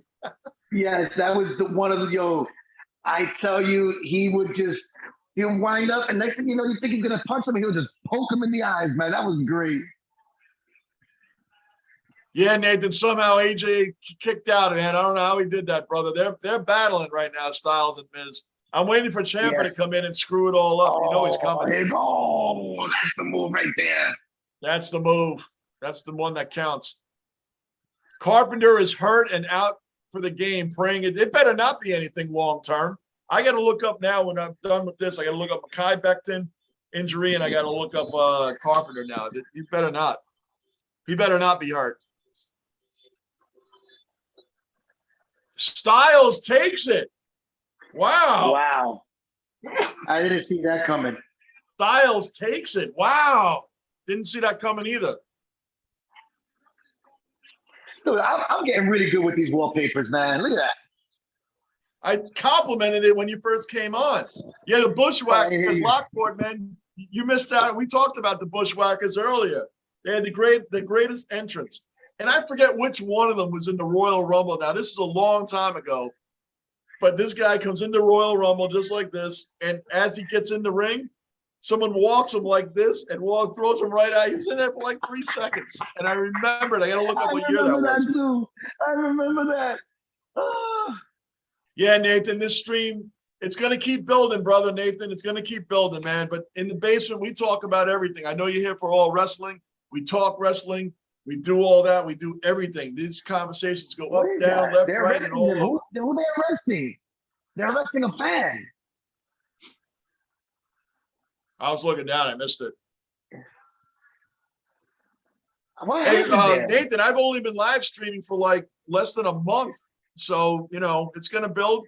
Going to keep building. But the people we have in here are all-time freaking great subscribers, man. The channel's going to keep building, brother. Bring some more people in. And John, you need to put up a poll. What do they want to be called? What did we have? The basement Cellar dwellers or the cellar dwellers? Yeah.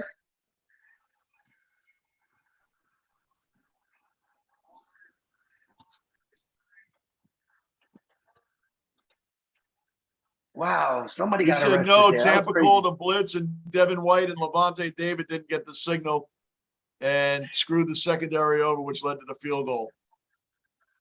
Donaldson hit another home run, 3-1. Huh? There was 2 calls. Tell them to look up both the calls. I think one was a 0 blitz. The first call. The second call was the one that allows Cooper Kupp to get that long of like 30 yards for the field goal. But it was a 0 blitz before that one. Okay. Well, Nathan, Derek Loomis might be coming. Was I think that was Dexter just now. I think so. I think so, Nathan. And Nathan, like I said, everybody, you guys can bring all the people in the chat that you want, man. So that's what we're here for. Subscribe, bell notice, like button. Monday Night Raw is over. Goodini, I will see you tomorrow night, and everybody else that wants to be here. Seattle Mariners versus Yankees, 10:10 Eastern time tomorrow night, Tuesday. I will be here, and I'll make it through the whole game because I'll make sure. Thanks for watching, guys. Thanks for watching, guys. We much appreciated. We will see you tomorrow night, 10:10 Eastern time. Until then,